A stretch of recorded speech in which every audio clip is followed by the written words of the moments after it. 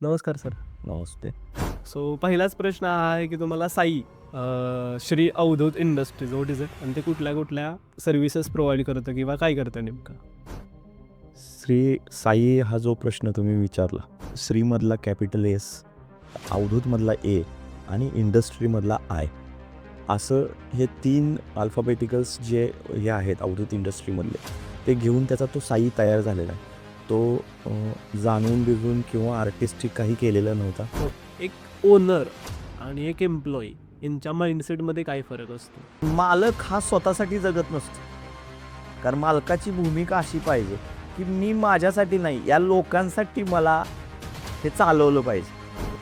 तुम्ही एखादं नाटक बसवलेलं आहे आणि चुकून एखादा तुमचं पात्र आलंच नाही आणि एखाद्या व्यक्तीला ते पात्र करायची वेळ आली तर ते पात्र वटवलं पाहिजे ना. जर दिग्दर्शकावरती भूमिका आली की नाही, हेच पात्र तर मलाच करायला लागतं कारण त्याच्याशिवाय हे नाटक होणार नाही, त्यावेळेला दिग्दर्शकाची भूमिका ही पात्राचीच पाहिजे. मग अशी तुमच्या बोलण्यात तेही आलं की Indians are renowned for the following, yes. They love to follow. So हाच माइंडसेट आहे का भारतीयांचा? त्यामुळेच तो काइंड ऑफ आपल्याला मागं खेचतोय का उद्योजकतेपासून? भारतामधली लोक खूप प्रतिभावान पण आहेत, खूप हुशार आहे. फक्त भारतामध्ये काय होतं की जातीजातीमध्ये, पर्सनमध्ये, एज्युकेशन सिस्टीम्स असू द्या, बिझनेस असू द्या, काय कॉम्पिटिशन करणं हा खूप मोठा ड्रॉबॅक आहे. म्हणजे आमचं असं म्हणणं आहे की डॉक्टरांच्या मुलानं डॉक्टरीच करावी असं नाही आहे. तुम्ही यशस्वी होता, पण यशाची व्याख्या काय? तर शॉप फ्लोअर मॅनेजमेंटचं ट्रेनिंगचं मार्गदर्शन कुठं होतं? जे होतंय ते खूप मोठे एक्सपेन्सिव्ह लेवलला होतं की जे तुम्ही अफोर्ड करू शकत नाही. 5-5, 10-10 हजार, 20-20 हजार रुपये त्याच्या फीज आहेत. मग तुम्हाला ट्रेनिंग कशाचं दिलं जातं? चहा बनवायचं, ओके. मसाले बनवायचं. कृपया चॅनलला सबस्क्राईब करा, व्हिडिओ पूर्ण बघा. आम्ही बिझनेस आणि जवळजवळ जीवनातील सर्वच क्षेत्रातील छान माहिती तुमच्यासाठी घेऊन येत राहू. पुढं जाण्याआधी मला आमच्या प्रोजेक्ट्सबद्दल सांगायचं आहे. The school of clarity is a project by the Ascenda consulting. Ascenda consulting काय आहे? तर बिझनेस रिलेटेड सर्व्हिस प्रोव्हाइड करणारी एक फर्म आहे, जी की 3 की एरियाजमध्ये काम करते. पहिलं, कन्स्ट्रक्शन कॉस्ट कंट्रोल आणि प्रोजेक्ट मॅनेजमेंट. दुसरं, ब्रँड डेव्हलपमेंट आणि बिझनेस कन्सल्टन्सी. तिसरं, वेबसाईट्स आणि डिजिटल सोल्युशन. या 3 की एरियाजमध्ये काम करते. His Ascenda consulting the school of क्लॅरिटीच्या माध्यमातून बिझनेस आणि जवळजवळ जीवनातील सर्व क्षेत्रांमध्ये अवेअरनेस आणि अंडरस्टँडिंग निर्माण करण्याचा प्रयत्न करते. हे आमचं काम त्याच दिशेने केलेला एक प्रयत्न आहे, जिथं विचार, अनुभव आणि मार्गदर्शन याद्वारे आम्ही लोकांपर्यंत उपयोगी माहिती पोहोचवण्याचा प्रयत्न करतो.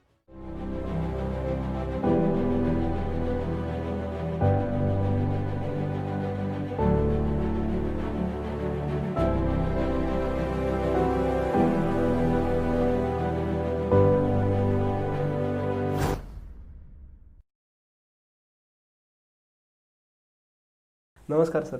नमस्ते. ग्रेट. सो ॲक्च्युली सुयोग सरांमुळं आपली ओळखी झाली. त्यांच्याकडून खूप ऐकलं होतं तुमच्याविषयी. अवधूत इंडस्ट्रीज असेल किंवा तुम्ही करत असलेलं काम, अर्थात निवडणुकी, तो माहोल, त्याच्यापासूनच खरं तर ऐकणं झालं तुमच्याबद्दल. सो पहिलाच प्रश्न हा आहे की तुम्हाला साई, मला ते नावही खूप आवडलं, तुमचा तो लोगोही खूप आवडला, त्यात ते पीस मोराचं वगैरे नंतर खूप छान होता तो. सो ते काय आहे Shri Avdhoot industries what is it आणि ते कुठल्या सर्व्हिसेस प्रोव्हाइड करतं किंवा काय करतं नेमकं?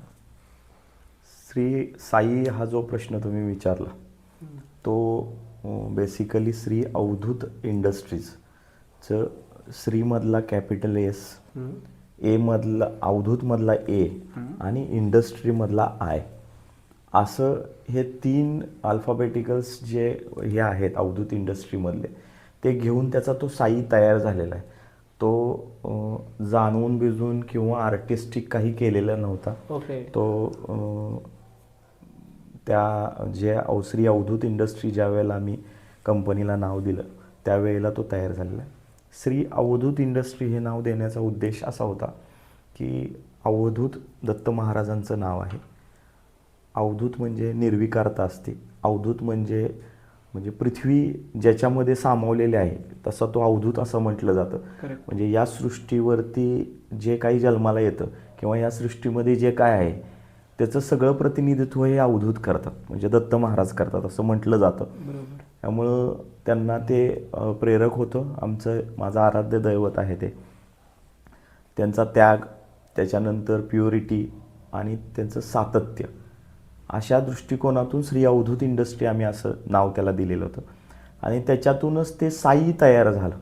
हे साई तयार झाल्यानंतर ते बाबांची श्रद्धा, सबुरी हे सगळे ॲटोमॅटिकली दत्त महाराजांच्या या आशीर्वादानं त्याच्यामध्ये आलं. मग तो प्रवास आमचा चालू झाला किंवा त्या प्रवासामध्ये जे काही त्यांच्या नावामधून किंवा ते तयार झालेल्या काही नैसर्गिक एक निसर्गानं घडवून आणलं आहे असं आम्ही म्हणतो त्याला, त्याच्यातून मग आमचा प्रवास चालू झाला. आणि त्याच्यात त्या अवधूत इंडस्ट्रीचं तो तुम्ही साई बघितलं. मग साईचा लोगो करण्याचा उद्देश असा होता की आपण इंडस्ट्रीमध्ये काम करतो, मग इंडस्ट्री कोणती आहे, मग प्रोसेसिंग इंडस्ट्री आहे, त्याच्यात इंजिनिअरिंग येतं म्हणून आम्ही ते इंजिनिअरिंगचं व्हील आहे. त्याच्यानंतर आम्ही पणन महामंडळ असेल किंवा पोस्ट हार्वेस्ट मॅनेजमेंट असेल, म्हणजे शेतामधून येणारी फुलं असतील, फळं असतील, भाजीपाला असेल, याच्यावर काम करतो. म्हणून त्याच्यामध्ये फूल आहे. त्याच्यानंतर त्याच्यामध्ये फ्रुट्स दाखवलेलं आहे.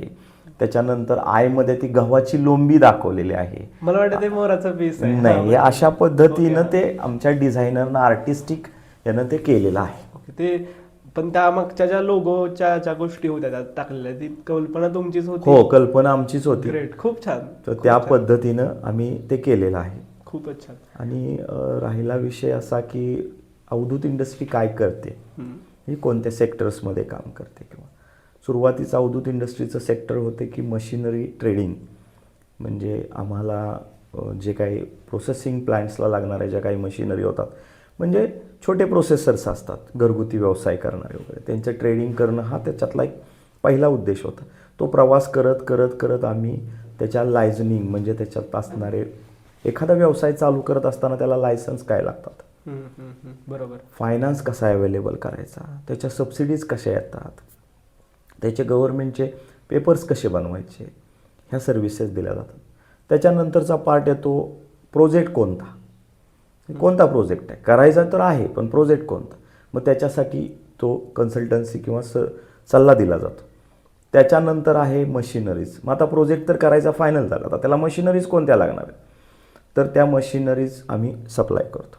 त्या पद्धतीनं त्या कस्टमरचं जे बजेट आहे त्या बजेटप्रमाणे आम्ही मशिनरी सप्लाय करतो. त्याच्यानंतरचा प्रवास येतो तो म्हणजे आता मशिनरी झाल्या, आता तो पदार्थ बनवायचा कसा, मग त्याचे ट्रेनिंग्स आम्ही देतो. त्याच्यानंतर तो बनवल्यानंतर मग कुठल्या व्यक्तीला ते द्यायचं किंवा ते पॅकिंग कसं असलं पाहिजे, मग पॅकेजिंगच्या डिझाईन्स आम्ही देतो, त्याच्यामध्ये सर्व्हिसेस असते. आणि पॅकेजिंगचं डिझाईन केल्यानंतर मग मार्केटिंगला काय ऑब्स्टेकल्स आहेत, कोण कस्टमर आहे आपला, ते केलं जातं. आणि हे मॉनिटरिंगमध्ये आम्ही 3-1 वर्ष तर आम्ही त्या व्यक्तीला मॉनिटरिंगमध्ये ठेवतो.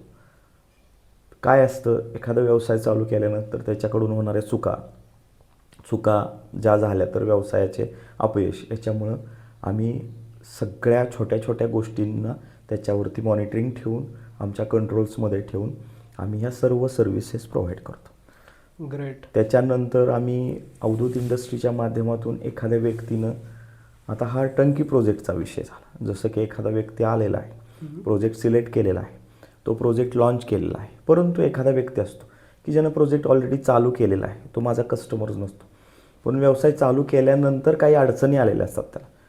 जसं मशिनरी घेतल्यात, प्रोडक्ट चालू केला आहे, प्रोडक्टची क्वालिटी नाही आहे, पॅकेजिंग पुअर आहे, मार्केटिंग कळत नाही आहे, बरोबर, फायनान्समध्ये अडकलेला आहे, अशा व्यक्तींना सुद्धा आम्ही सर्व्हिसेस देतो.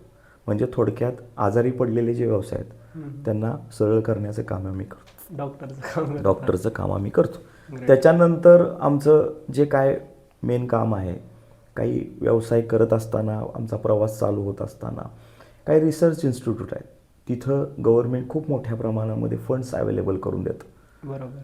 परंतु ते जरी खूप चांगल्या पद्धतीची, चांगल्या विचारांची, चांगल्या बुद्धिमत्तेची लोक जरी भारतामध्ये असली त्यांनी खूप चांगले रिसर्च केलेले असेल तरी त्या लोकांना कमर्शियल अप्रोच नसल्यामुळं तो प्रोडक्ट जो रिसर्च केलेला जन्माला घातलेला जो प्रोडक्ट आहे तो प्रोडक्ट मार्केटमध्ये लॉन्च कसा करायचा, तो विकायचा कसा, हे मग आम्ही कमर्शियल करतो.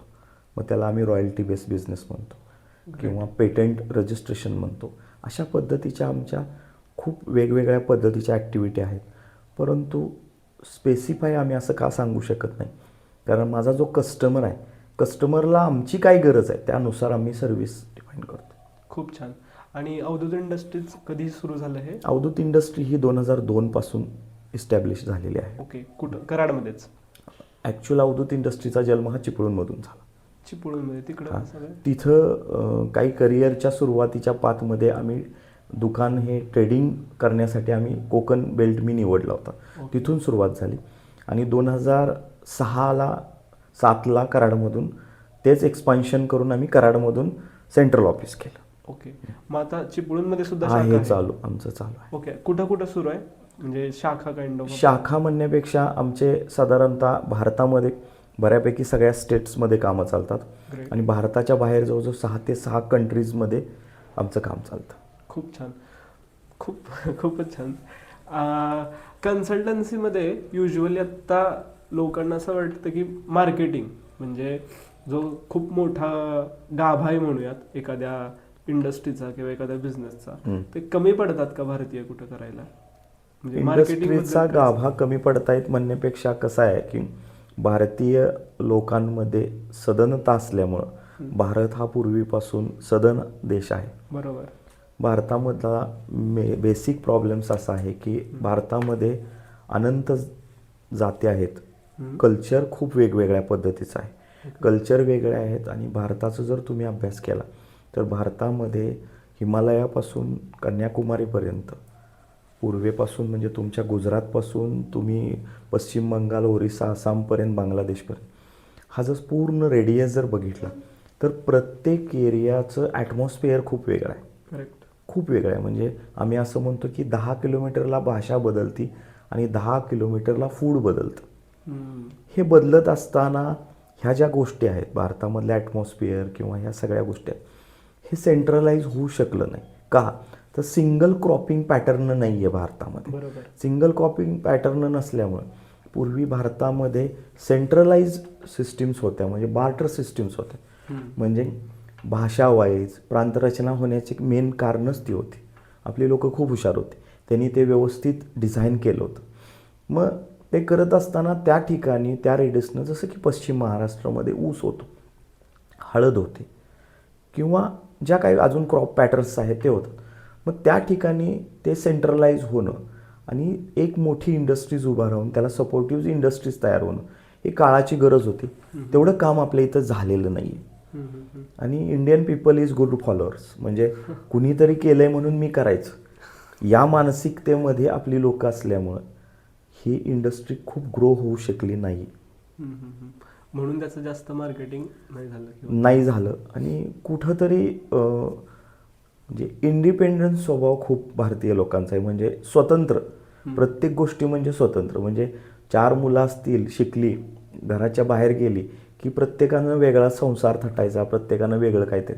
याच्यामुळं जी एनर्जी लॉस आणि जे प्रोसेसिंग व्हायला पाहिजे, ज्या ताकदीनं प्रोसेसिंग व्हायला पाहिजे, ते होत नाही.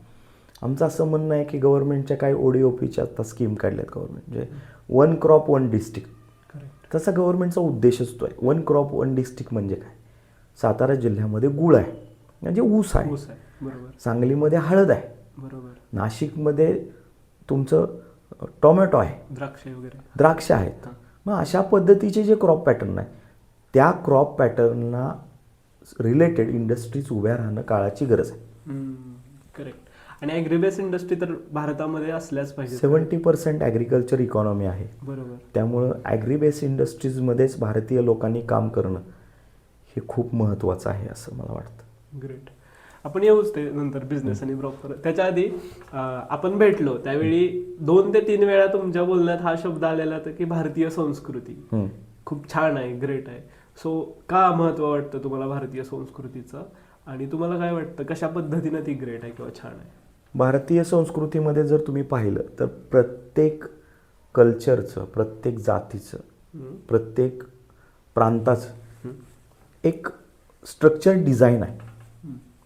आणि प्रत्येक स्ट्रक्चर जे डिझाईन आहे त्याचा जर अभ्यास केला आपण तर ते वातावरणाला धरून, त्या एरियाला धरून, निसर्गाला पोषक अशा पद्धतीचे सर्व प्रकारचे तिथले सण असतील, तिथले खानपान असेल, तिथले म्हणजे तुम्ही जे रेसिपीज वगैरे बनवता ते असतील, तर ते वातावरणाला धरून आहेत. याचा अर्थ असा होता की तुमच्या प्रत्येक फूड डिझाईन करताना आपल्या पूर्वजांनी खूप काही गोष्टींचा विचार करून ते सर्व डिझाईन केलेलं आहे. करेक्ट. जसं की तुम्ही साऊथला गेल्यानंतर तिथं फर्मेंटेड फूड जास्त खाल्लं जातं. करेक्ट. बरोबर. राईस फूड जास्त खाल्लं जातं. का? तर त्याची 2-3 कारणं त्याच्यात आमचा अभ्यास चालू असताना आम्हाला आढळली की एक तर तिथलं ॲटमॉस्फिअर ह्युमिडिटीचं आहे. तिथं खूप मोठ्या प्रमाणामध्ये ह्युमिडिटी असते. ह्युमिडिटीमुळं उष्णता आणि घाम खूप येतो त्या लोकांना. त्यामुळं एनर्जी लॉस होणं, विकनेसेस येणं, त्यामुळे तिथं बनानाचं खूप मोठ्या प्रमाणात प्रमाण आहे. त्या ठिकाणी छोट्या छोट्या टपरीजमध्ये किंवा दुकानामध्ये सुद्धा तुम्हाला बनाना दिसेल. बनाना काय करतं तर येस, तुम्हाला ज्या डिहायड्रेशन आहे शरीरामधलं काम करत असताना तर ते डिहायड्रेशन होऊन देत. बरोबर. तिथलं फूड आहे. इडलीज आहे, डोसेज आहेत, रसम्स आहेत. त्यांच्या रसमची पद्धत पहा. मग त्यांच्या प्रत्येक याच्यामध्ये चिंच वापरली जाते, आमसूल वापरला जातो, गूळ वापरला जातो. बरोबर. मग मला सांगा, या सगळ्या पद्धतीचा जर तुम्ही विचार केला, त्यांचे पोंगल घ्या, त्यांचा सण घ्या पोंगल, तो कुठल्या ॲटमॉस्फिअरला कुठला सण डिझाईन केलेला आहे. आपल्या इथं नागपंचमीला जे डिझाईन केलेलं फूड आहे ते साऊथ इंडियन पद्धती. का? तर पावसाळ्यामध्ये तुमची स्टमक सिस्टीम लूज असते. हो बरोबर. त्यामुळे राईस फूड जास्त केलं जातं. बरोबर. नॉर्थ इंडियामध्ये तुम्ही गेला तर तुम्हाला व्हीट्सचे प्रमाण जास्त आहे. आपण जर विचार केला, हिवाळ्यामध्ये आपण हेवी फूड खातो, तळलेले खातो किंवा का तर कॅलरीजची गरज असते, स्निग्धांश असते. दिवाळीमध्ये म्हणूनच आपण. आणि ह्या सगळ्याचा जर विचार केला तर मला असं वाटतं की आपल्या लोकांनी, बेसिकली फूड इंडस्ट्रीमध्ये काम करणाऱ्या लोकांनी आपल्या संस्कृतीचा विचार करावा, आपल्या अवेबिलिटीचा विचार करावा, आपल्या सभोवताली पिकणाऱ्या क्रॉप पॅटर्नचा विचार करावा. करेक्ट. आणि सगळ्यांनी एकत्र येऊन, आमचं असं म्हणणं आहे की तुम्ही जागरीवर काम करताय तर आपल्या गावागावामध्ये एका गावात 30-40 गुराळ तयार व्हायला पाहिजे, छोटी छोटी. आणि त्याचं सेंट्रलाइज मार्केट व्हायला पाहिजे. म्हणजे जसं म्हटलं जातं की जिरा कुठं मिळतो, तो उंजाला मिळतो, गुजरातमध्ये. कारण जिरा, बडीशेप हे सगळं उंजामध्ये पिकतं. तसं गूळ म्हटल्यानंतर फक्त सातारा जिल्ह्याचं नाव यायला पाहिजे. असं ज्या वेळेला होईल तर व्यवसायामधली कन्सिस्टन्सी, व्यवसायामधली ताकद, व्यवसायामधली इकॉनॉमी ही सेंट्रलाइज होईल. ज्या वेळेला तुम्ही खूप मोठ्या प्रमाणामध्ये तुम्ही तुमचे प्रॉडक्ट्स तुमच्या हातात घेऊन बसाल. आज तुमच्याकडे 5,000 टन गूळ आहे तर तुम्ही व्यवसायामध्ये पॉलिटिक्स करू शकाल. माझ्याकडे 5,000, त्यावेळेला तुम्ही रेट ठरवाल, काही नाही हा माझा 150 रुपये किलो गूळ. बरं, तुम्ही एकत्रच नाही आला. आता तुमच्याकडे 10 किलो आहे, यांच्याकडे 20 किलो आहे, त्यांच्याकडे 50 किलो आहे, त्याच्याकडे 30 किलो आहे. बरोबर ना? आणि पुढचा बायर म्हणतोय मला 200 किलो गूळ पाहिजे. बरोबर. इथं तुम्हाला काय लक्षात येत नाही.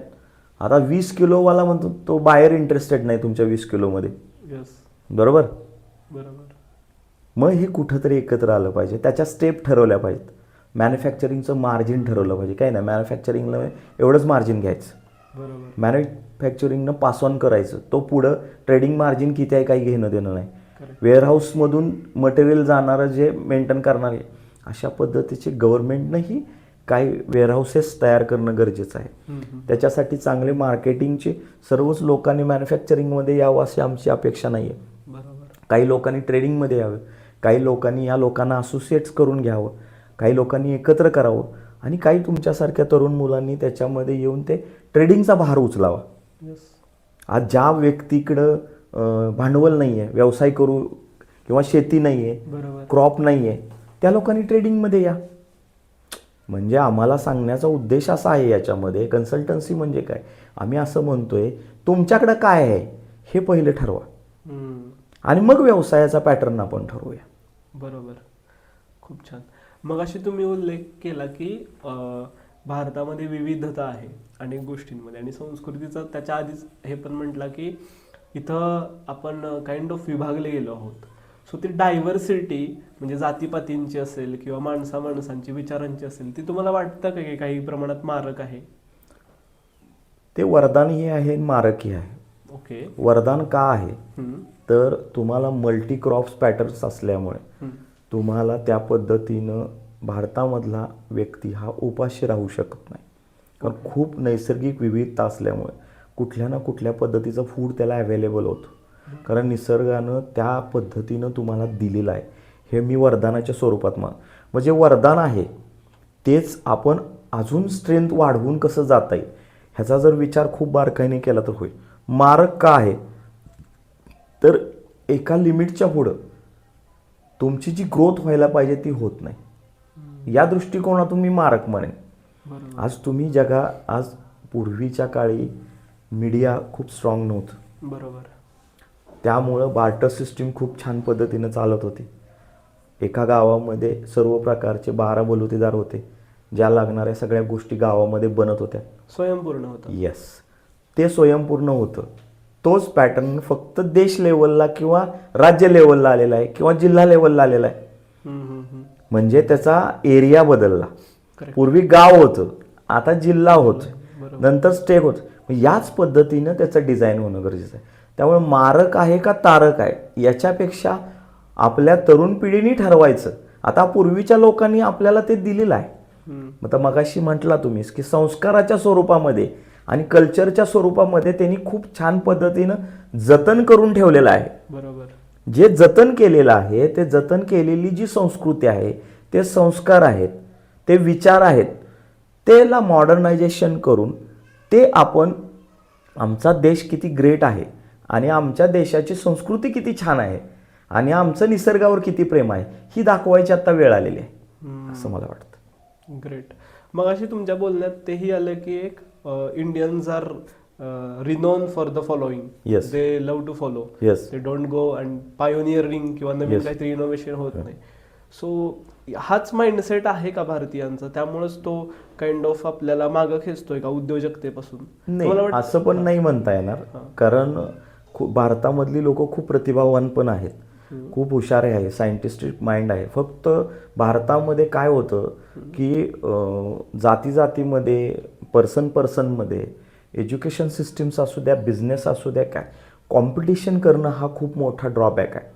कॉम्पिटिट करण्यापेक्षा माझं असं म्हणणं आहे स्वतःच्या स्ट्रेंथ ओळखून मला काही चांगलं जमेल, माझे संस्कार काय, माझं फॅमिली बॅकग्राऊंड काय, माझ्या स्ट्रेंथ काय आहेत आणि माझे विकनेसेस काय आहेत, करेक्ट, याच्यावरती काम होणं खूप गरजेचं आहे. ते होत नाही. कुठंतरी एखाद्या व्यक्तीनं, माझ्या भावानं, माझ्या मित्रानं एखादं प्लायवूडचं दुकान टाकलंय म्हणून मी दुकान टाकायचं, पण मला काही चांगलं जमेल हे मी कधी अभ्यास केला नाही. त्यासाठी तुमची फॅमिलीही तेवढी जबाबदार आहे. कारण आता स्पर्धेचं जग आहे. माणूस किंवा माझ्या मुलाला काय चांगलं आवडतं किंवा माझ्या मुलामध्ये जीन्समधून काय स्ट्रेंथ आलेत हे पाहण्यापेक्षा माझा मुलगा डॉक्टर व्हावा हा अट्टास जो पालकांचा आहे तो कुठंतरी त्याला त्या गोष्टीला, त्या प्रगतीला मारक आहे. करेक्ट. म्हणजे आमचं असं म्हणणं आहे की डॉक्टरांच्या मुलानं डॉक्टरीच करावी असं नाही आहे. त्यानं त्याच्या आवडीच्या क्षेत्रामध्ये काम करावं आणि त्याला त्याच्या पॅरेंट्सनं त्याला सपोर्ट करावा, तरच तो कुठंतरी त्याचं. कारण याच्यामध्ये काय झालं आहे, तुम्ही यशस्वी होता, पण यशाची व्याख्या काय आहे? यशस्वी म्हणजे व्यवसाय. आता डॉक्टरांचा मुलगा डॉक्टर झाला आणि त्यानं हॉस्पिटल, पण त्याचं मन किती रमतं आहे त्याच्यामध्ये. किंवा तो जर एक चांगला आर्किटेक्चर असेल तर त्याचं एक करिअर खराब झालं आहे ना. करेक्ट. तो पैसे कमावतोय, परंतु आमचा एक चांगला नागरिक, आमचा एक आर्किटेक्चर मुकलो ना आम्ही, आमच्या भारताच्या एका आर्किटेक्चरला आम्ही मुकलो. बरोबर. आणि जो ते काम करणार ते हे ॲव्हरेजच करणार, ॲव्हरेज करणार आणि तो पैसे कमवणार, बरोबर, त्याच्याबद्दल नाही, पण तो इंटरेस्ट राहणार नाही. आणि एका सर्टन स्टेज नंतर हे जे काय आत्ता आजार बळावतायत किंवा तुमचा इंटरेस्ट नाही आहे किंवा बाकीच्या काही गोष्टी आहेत की जो भांडवलशाही किंवा ह्याच्यामध्ये आर्थिक ह्याच्यामध्ये इनबॅलन्स व्हायला लागलेला आहे. एखाद्या व्यक्तीकडे पैसा प्रचंड आहे, एखाद्या व्यक्तीकडे पैसा अजिबात नाही आहे. बरोबर. अशा पद्धतीच्या खूप गोष्टी आहेत की ज्या गोष्टी त्याच्यातून एक गोष्ट जन्माला नाही आहेत, प्रचंड गोष्टी जन्माला यायला लागल्या. करेक्ट. खूप वाईट प्रमाणात होतं आणि असंच होतंय की ते mental I would say psychological डिसऑर्डर्सचं प्रमाण खूप वाढत चालणार आहे. कारण याची कारणं हीच. मी आता तुमच्याकडे आलोय आणि मी आता बघितलंय की तुम्ही खूप छान करताय काहीतरी किंवा तुम्ही खूप हुशार आहात. तर माझा माइंडसेट हा असला पाहिजे की लेट्स लर्न फ्रॉम हिम. पण उलट होतं आपल्याकडं. मी कॉम्पिटिटरच म्हणून बघायला सुरुवात करतो. जिथं कोलॅबोरेटर म्हणून बघायला सुरुवात केली पाहिजे तिथं कॉम्पिटिटर म्हणून बघायला सुरुवात करतो. हे आपल्यात खूप आहे. सो ह्याबद्दल काय सांगाल? कसं होतं, एखाद्या व्यवसायाकडे गेला तुम्ही, समजा तुमच्या एखाद्या मित्राने एखादा व्यवसाय चालू केला, XYZ सिरॅमिकचा व्यवसाय चालू केला. ओके. सिरॅमिक तो मटेरियल बनवतो. मग सिरॅमिकचं मटेरियल बनवतो म्हणजे काय करतो, तर तुम्हाला असं म्हटलं पाहिजे की मी सिरॅमिकचं मटेरियल त्यानं चालू केलं आहे, मी चालू करतो असं म्हणण्यापेक्षा माझं उलटं म्हणणं आहे की तुम्ही त्या मित्राचे प्रोजेक्टचा अभ्यास करा. बरोबर. त्या मित्राचा एक विश्वास संपादन करा. येस. त्याला तुम्ही बोलताना असं बोला की तू सिरॅमिकचं करतोयस, तुझ्याकडं सिरॅमिकचा फर्नेस आहे, खूप वेगवेगळ्या पद्धतीनं हे करतोयस, तर माझी अशी अपेक्षा आहे तू मॅन्युफॅक्चरिंग करतोयस, मी तुझं मार्केटिंगचं काम करू का? खूप छान. येस. मी तुझं मार्केटिंगचं काम करू का? माझ्याकडे एक 20 लाख रुपये आहेत, कॅश अँड कॅरी आपण बिझनेस करू, तू मला बनवून दे, आपण दोघांच्यामध्ये MOU करू, मार्केटिंगचे राईट्स मला दे, मॅन्युफॅक्चरिंगचे राईट्स मी तुला देतो, एक 10 वर्षासाठी आपण एकत्र बिझनेस करू. आपल्याला जर दोघांना छान वाटलं, व्यवस्थित जर आपले जे नियम वगैरे आपण पाळायला लागलो तर आपण कंटिन्यू करू, नाहीतर आपण बायपास करू एकमेकाला. किंवा हे करतोयस तू सिरॅमिकचं करतोयस, तर मी तुला सपोर्टिव्ह एखादा सपोर्ट सर्व्हिस करू का? जसं की तुम्हाला प्रिंटिंगचं काय मी करू का वेगळं, की जे तुझे सिरॅमिकचे पॉट्स किंवा सिरॅमिकचे जे काय कॉम्पोनंट्स बनवलेत त्याला हे काय करायचं का? बरं, तू सिरॅमिकचं करतोयस तर तू डोमेस्टिक मार्केटवर जे काय करतोयस किंवा डोमेस्टिक मार्केटवर करतोयस, मग तू डोमेस्टिक मार्केट कर, मी इंडस्ट्रीयल मार्केटचा एखादा कॉम्पोनंट बघू का? हा प्रश्न आपल्या लोकांच्याकडून खूप कमी येतो. याच्यासाठी खऱ्या अर्थानं कन्सल्टंटची गरज असते. ग्रेट. आम्ही खूप हे जाणवलं इव्हन हे सुरू करताना सुद्धा की we have been look like competitor only. लोकांनी ते असं झालं की ओके, म्हणजे आम्हाला असं वाटलं की come to us and we want your support, we want your help, but they are not ready. मी कुठं सूट होतोय तुमच्या व्यवसायामध्ये, माझा रोल काय असू शकेल, मला काय चांगलं जमेल.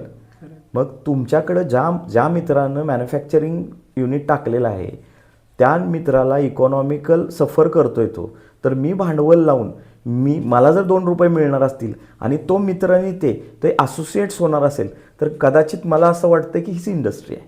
That's right, that's absolutely. कारण एक नाहीच करू शकत.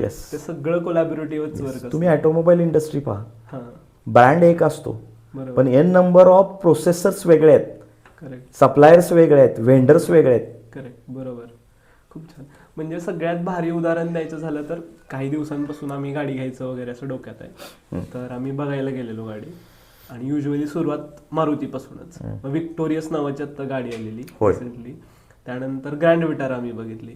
तर नंतर कळलं की इंजिन सगळं सेम आहे. म्हणजे नेक्सा, मारुती आणि टोयोटा सगळ्यांचं इंजिन सेम केलेलं आहे. मी त्यावेळी विचार केला तर भारतीय कंपनी असती तर अशी म्हणजे बुडत होती आत्ता टोयोटा. आणि त्यानंतर नेक्साचं पण काहीतरी त्यांचं चाललेलं होतं की त्याचं डुबत आहेत भारतामध्ये. पण जॅपनीज लोकांनी त्यांचं मार्केट वाचवलं इथं टोयोटावाल्यांचं. म्हणजे मी विचार करतो जर इथं भारतीय असतं तर त्यांना बुडवले असते 100% ती कंपनी. सो आपल्यात हे मला वाटतं यायला हवं आहे. असं आपण माझं त्याच्यावरती असं म्हणणं असेल की आपण आपल्या लोकांचं हे करण्यापेक्षा, तुम्ही म्हणताय ते बरोबर आहे की भारतीय माणसं, कुठंतरी या गोष्टीची जागरूकता झाली पाहिजे. बऱ्यापैकी व्यावसायिक मार्गदर्शन होतं. व्यावसायिक मार्गदर्शनामध्ये जर तुम्ही पाहिलं तर शॉप फ्लोअर मॅनेजमेंटचं ट्रेनिंगचं मार्गदर्शन कुठं होतं, जे होतंय ते खूप मोठे एक्सपेन्सिव्ह लेवलला होतं की जे तुम्ही अफोर्ड करू शकत नाही. आपल्या ग्राउंडवरचा छोटा एंटरप्रिनर्स ते नाही घेऊ शकत. 5-5, 10-10 हजार, 20-20 हजार रुपये त्याच्या फीज आहेत. बरोबर. मग तुम्हाला ट्रेनिंग कशाचं दिलं जातं? चहा बनवायचं, ओके. मसाले बनवायचं, ते 10% पार्ट आहे. मसाला बनवणं आणि चहा बनवणं. 90% काय करायचं आहे? 90% ते विकायचं आहे कुठं? त्याचा स्टार्ट पॉईंट काय आहे, एंड पॉईंट काय आहे? करेक्ट. Absolutely right. कुठल्या स्टेजला माझं मार्जिन काय असलं पाहिजे? थोडक्यात असा विषय आहे की व्यावसायिकांना कन्सल्टन्सी, जो पहिला तुम्ही मला प्रश्न विचारला, कन्सल्टन्सीचा अर्थच आम्ही असं समजतो की त्याचं आयुष्य आमच्यासोबत व्यापलेलं आहे, की माझा एक चुकीचं सजेशन्स त्याचं आयुष्य उद्ध्वस्त करू शकतं आणि माझा एक राईट सजेशन्स त्याचं आयुष्य मोठं करू शकतं. कारण एवढ्या जबाबदारीनं आम्ही कन्सल्टन्सी करतो. कन्सल्टन्सीची का गरज असते हे मला आता सांग. कन्सल्टन्सी हा विषय असा आहे की ज्या वेळेला एखादा व्यावसायिक, या प्लॅटफॉर्मवर आपण बोलूया, ज्या वेळेला तुम्हाला माहिती असणे आणि ज्ञान असणे ह्या दोन वेगवेगळ्या गोष्टी आहेत. करेक्ट. आत्ताचं जर तुम्ही आधुनिक जगात जर बघितलं, पूर्वीचा जो काळ होता त्याच्यात लोकांना ज्ञान होतं, माहिती कमी असायची. Okay, great. अगदी बरोबर. पूर्वी कारण का तर तुमचा मीडिया फोपवलेला नव्हता. यस. बरोबर आहे. आत्ता लोकांना माहिती जास्त आहे, ज्ञान कमी. रिझल्ट जे येत नाहीत ते त्यामुळे येत नाही. एका व्यक्तीला एका क्षेत्रातलं ज्ञान असू शकतं, बरोबर. माहिती मल्टिपल सेक्टर्सची असू शकते. अगदी बरोबर. मग आपण ठरवायचं की बाय बर्थ आणि एज्युकेशन या दोन गोष्टीमधून आपल्याला काय आलेलं आहे. एज्युकेशन हे तुम्हाला माहिती देतं, बरोबर. बरोबर आहे, ज्ञानाची सुरुवात करून देतं. डीपमध्ये गेल्यानंतर ते तुम्हाला ज्ञान मिळायला चालू होतं. करेक्ट. म्हणजे याचं उदाहरण असं की उपवास सोडताना भात का खावा हे ज्ञान आहे. बरोबर. माहिती आहे की ठीक आहे भात खायला पाहिजे, हे माहिती आहे तुम्हाला भात खाय, पण जे ज्ञान काय लपलेलं आहे, कशासाठी खावा, कशासाठी, हे ज्ञान आहे. ते त्या स्पेसिफिक आयुर्वेदिक डॉक्टर्सना किंवा न्यूट्रिशनलच माहीत असतं. Absolutely right. करेक्ट. एखादी गृहिणी घरामध्ये एखादा पदार्थ बनवते, कुठंतरी आईनं शिकवलेलं असतं, आजीनं शिकवलेलं असतं डाळ कशी करायची. बरोबर. पण तुरीच्या डाळीसोबत तुम्हाला चिंच टाकायला लागते. का टाकायला लागते? ह्याला ज्ञान म्हणतो आम्ही. करेक्ट. पित्त कमी होतं ना. याला ज्ञान म्हणतो आम्ही. ह्या ज्या गोष्टी आहेत हे ज्ञान आणि माहिती ह्या दोन गोष्टीच्या ह्याच्यावर आधारलेलं आहे. त्यामुळे कन्सल्टन्सीमध्ये ज्या वेळेला आपण एखादी गोष्ट एखाद्या व्यक्तीला मागायला जातो, आपण डॉक्टरला जातो मागायला, बरोबर. मी आजारी आहे, माझे गुडघे दुखत आहेत, मला कणकणी आहे, माझ्या पोटामध्ये दुखते, या सगळ्या सिम्पटम्सवरून तो तुम्हाला त्याच्या ज्ञानाचा आधार घेऊन तुम्हाला माहीत असतं, तुम्ही नेटवर गुगलवर पाहता हे डोकं दुखतंय म्हणजे कशामुळे, पित्तामुळे दुखत असेल, स्ट्रेसमुळे दुखत असेल, बरोबर, मल्टिपल रिझन्स. पण तो कन्सल्टंटला माहीत असतं ते नक्की कशामुळे दुखतं. त्यामुळं कन्सल्टंट हे योग्य असावा. मार्केटमध्ये जे हे पद्धत चालू आहे आत्ता कन्सल्टन्सीची खूप चुकीच्या पद्धतीनं चालू आहे. कारण कन्सल्टंट हा आयुष्य बिघडवू पण शकतो. ओव्हर इन्व्हॉइसिंग हा एक मार्केटचा खूप मोठा आत्ता प्रॉब्लेम्स आहे. व्यवसाय उभा करण्यासाठी गव्हर्नमेंट सबसिडी देते, ओके, म्हणून कोटेशन्स ओव्हर इन्व्हॉइसिंग करून घेतले जातात. ओके. त्यामुळे कन्सल्टंट हा खूप महत्त्वाचा आहे. आणि कन्सल्टंट कोणता असायला हवा? म्हणजे मशिनरी विकली म्हणजे कन्सल्टंट आहे का? नाही. तुम्हाला थ्रूआउट नॉलेज देणारा, तुमच्या बोटाला धरून, जसा एक वडील एक आई एका मुलाला सांभाळत असते, बरोबर, एवढ्या लेवलला तो एखादा प्रोजेक्ट पूर्ण उभा राहीपर्यंत ते कन्सल्टंटनी सांभाळायचं असतं. कारण तो जो कन्सल्टंट आहे आणि तो एंटरप्रिनर आहे हे दोघं आई वडील असतात आणि ते व्यवसाय हा त्याचं मूल असतं. या दोघांच्या विचारातून, दोघांच्या स्ट्रेंथमधून ते मूल जन्माला आलेलं असतं. त्यामुळं मूल जेवढं चांगल्या पद्धतीने वाढवेल त्याच्यावरती तुमच्या देशाचं भवितव्य अवलंबून आहे. एवढ्या चांगल्या विचारानं ते झालं पाहिजे. ग्रेट. आणि ही कन्सल्टन्सी कुणी घेतली पाहिजे? म्हणजे आपल्याकडे असं असतं की ठीक आहे, आमचा किती 50 लाखांचा रेव्हेन्यू आहे वर्षाचा, पास, आम्ही कशाला, काही गरज नाही आहे. सो कुणी घेतली पाहिजे consultancy? Consultancy each and every पर्सनने घेतली पाहिजे. ज्यांनी व्यवसाय सुरू केला व्यवसायच असं नाही आहे, ज्यांनी व्यवसाय ऑलरेडी चालू आहेत. हां. वेगवेगळ्या पद्धतीचे कन्सल्टन्सी, कुणाला पॅकेजिंगमध्ये पाहिजे असते, कुणाला रेसिपीजमध्ये पाहिजे असते, बरोबर. कुणाला नवीन प्रॉडक्ट्स लॉन्च करण्यासाठी पाहिजे असते, कुणाला इंजिनिअरिंग माहीत नसतं म्हणून पाहिजे असते, बरोबर. कुणाला लायझनिंग कसं करायचं माहीत नसते म्हणून पाहिजे, कुणाला फायनान्स कसा उभा करायचा माहीत नसतं म्हणून पाहिजे असते. ही कन्सल्टन्सी खूप वेगवेगळ्या पद्धतीची आहे की तुम्हाला काय आवश्यक आहे, मला काय घ्यायचं आहे. Great, great, absolutely right. खूप छान. मग अशी बोलताना तुम्ही यश काय आहे हे म्हटलं, what is, so according to you what is success? Please define it. एखाद्या व्यवसायाचा, ज्यावेळेला व्यवसाय या दृष्टिकोनातून आपण बोलूया, व्यवसायामध्ये आमचं असं म्हणणं आहे की गाडीला 4 चाकं आहेत. बरोबर. एकाही चाकामध्ये पंक्चर नको आहे. ज्यावेळेला बॅलन्स असतो, उदाहरणार्थ सुरुवात ज्यावेळेला एखाद्या व्यवसायाची होते, त्याची प्रायोरिटी काय असली पाहिजे, पहिल्या प्रायोरिटीज काय असली पाहिजे आणि पहिला रोल काय असला पाहिजे, त्या व्यवसायाच्या मालकाचा रोल काय असला पाहिजे हे क्लिअर पाहिजे. सेकंड स्टेज, व्यवसायात ज्यावेळेला व्यवसाय सेट व्हायला लागतो त्यावेळेला त्याचा रोल काय असला पाहिजे, आणि थर्ड, व्यवसाय सेट झाल्यानंतरचा रोल काय असला पाहिजे. म्हणजे आमचं म्हणणं आहे की तुम्हाला जन्म झाल्यानंतर बाल्यावस्था, बरोबर, युवावस्था, पौगंडावस्था, बरोबर, वृद्धावस्था, ह्या ज्या 4 गोष्टी आहेत ह्या खूप महत्त्वाच्या आहेत. मग स्टेबल केव्हा होणार तुम्ही, काय होणार? आणि आमचं असं म्हणणं आहे, पैसाही तेवढाच गरजेचा आहे, व्यवसायातलं समाधान तेवढंच गरजेचं आहे, सातत्य तेवढंच गरजेचं आहे. बरोबर. आणि व्यवसायामध्ये एका स्टेजला गेल्यानंतर कंटिन्युअसली टिकून राहणं हे तेवढंच गरजेचं आहे. खूप पैसा आलेला आहे, बरोबर, समाधान नाही आहे, मग त्याला आम्ही यश म्हणत नाही आहे. कारण थोडक्यात असं आहे, जास्त प्रमाणात मीठही चालत नाही, जास्त प्रमाणात साखरही चालत नाही. तशाच पद्धतीनं व्यवसायामध्ये सगळ्याच गोष्टी ॲव्हरेज असाव्या. तो बॅलन्स हे यश आहे. येस, कारण तुम्ही ज्या वेळेला व्यवसायाच्या पहिल्या स्टेजला येता त्यावेळेला तुम्ही स्वतः व्यावसायिक असता. करेक्ट, बरोबर, त्यावेळेला तुमची गरज असते, म्हणजे ब्रेड बटरची तुमची गरज असते. बरोबर. त्यावेळेचे चॅलेंजेस खूप वेगळे असतात. त्याच्यानंतर पुढं झाल्यानंतर तुमची पिढी व्यवसायात येते, बरोबर, त्यावेळेला तुमचा रोल चेंज होतो, बरोबर. त्यावेळेला त्याची वेगळी गरज असते. करेक्ट, तुम्ही खूप एम्प्लॉईज तुमच्याकडे काम करत असतात, बरोबर, त्यांची कुटुंब तुमच्याकडे चालत असतात, त्यांची गरज वेगळी असते, त्यावेळेचा तुमचा रोल वेगळा असतो. त्यामुळं व्यवसायाचा एक व्यापारी तयार होणं, एक व्यावसायिक तयार होणं म्हणजे 10 लोकांना रोजगार तयार करणं, रोजगाराची एक फॅक्टरी तयार करणं असं आम्ही समजतो.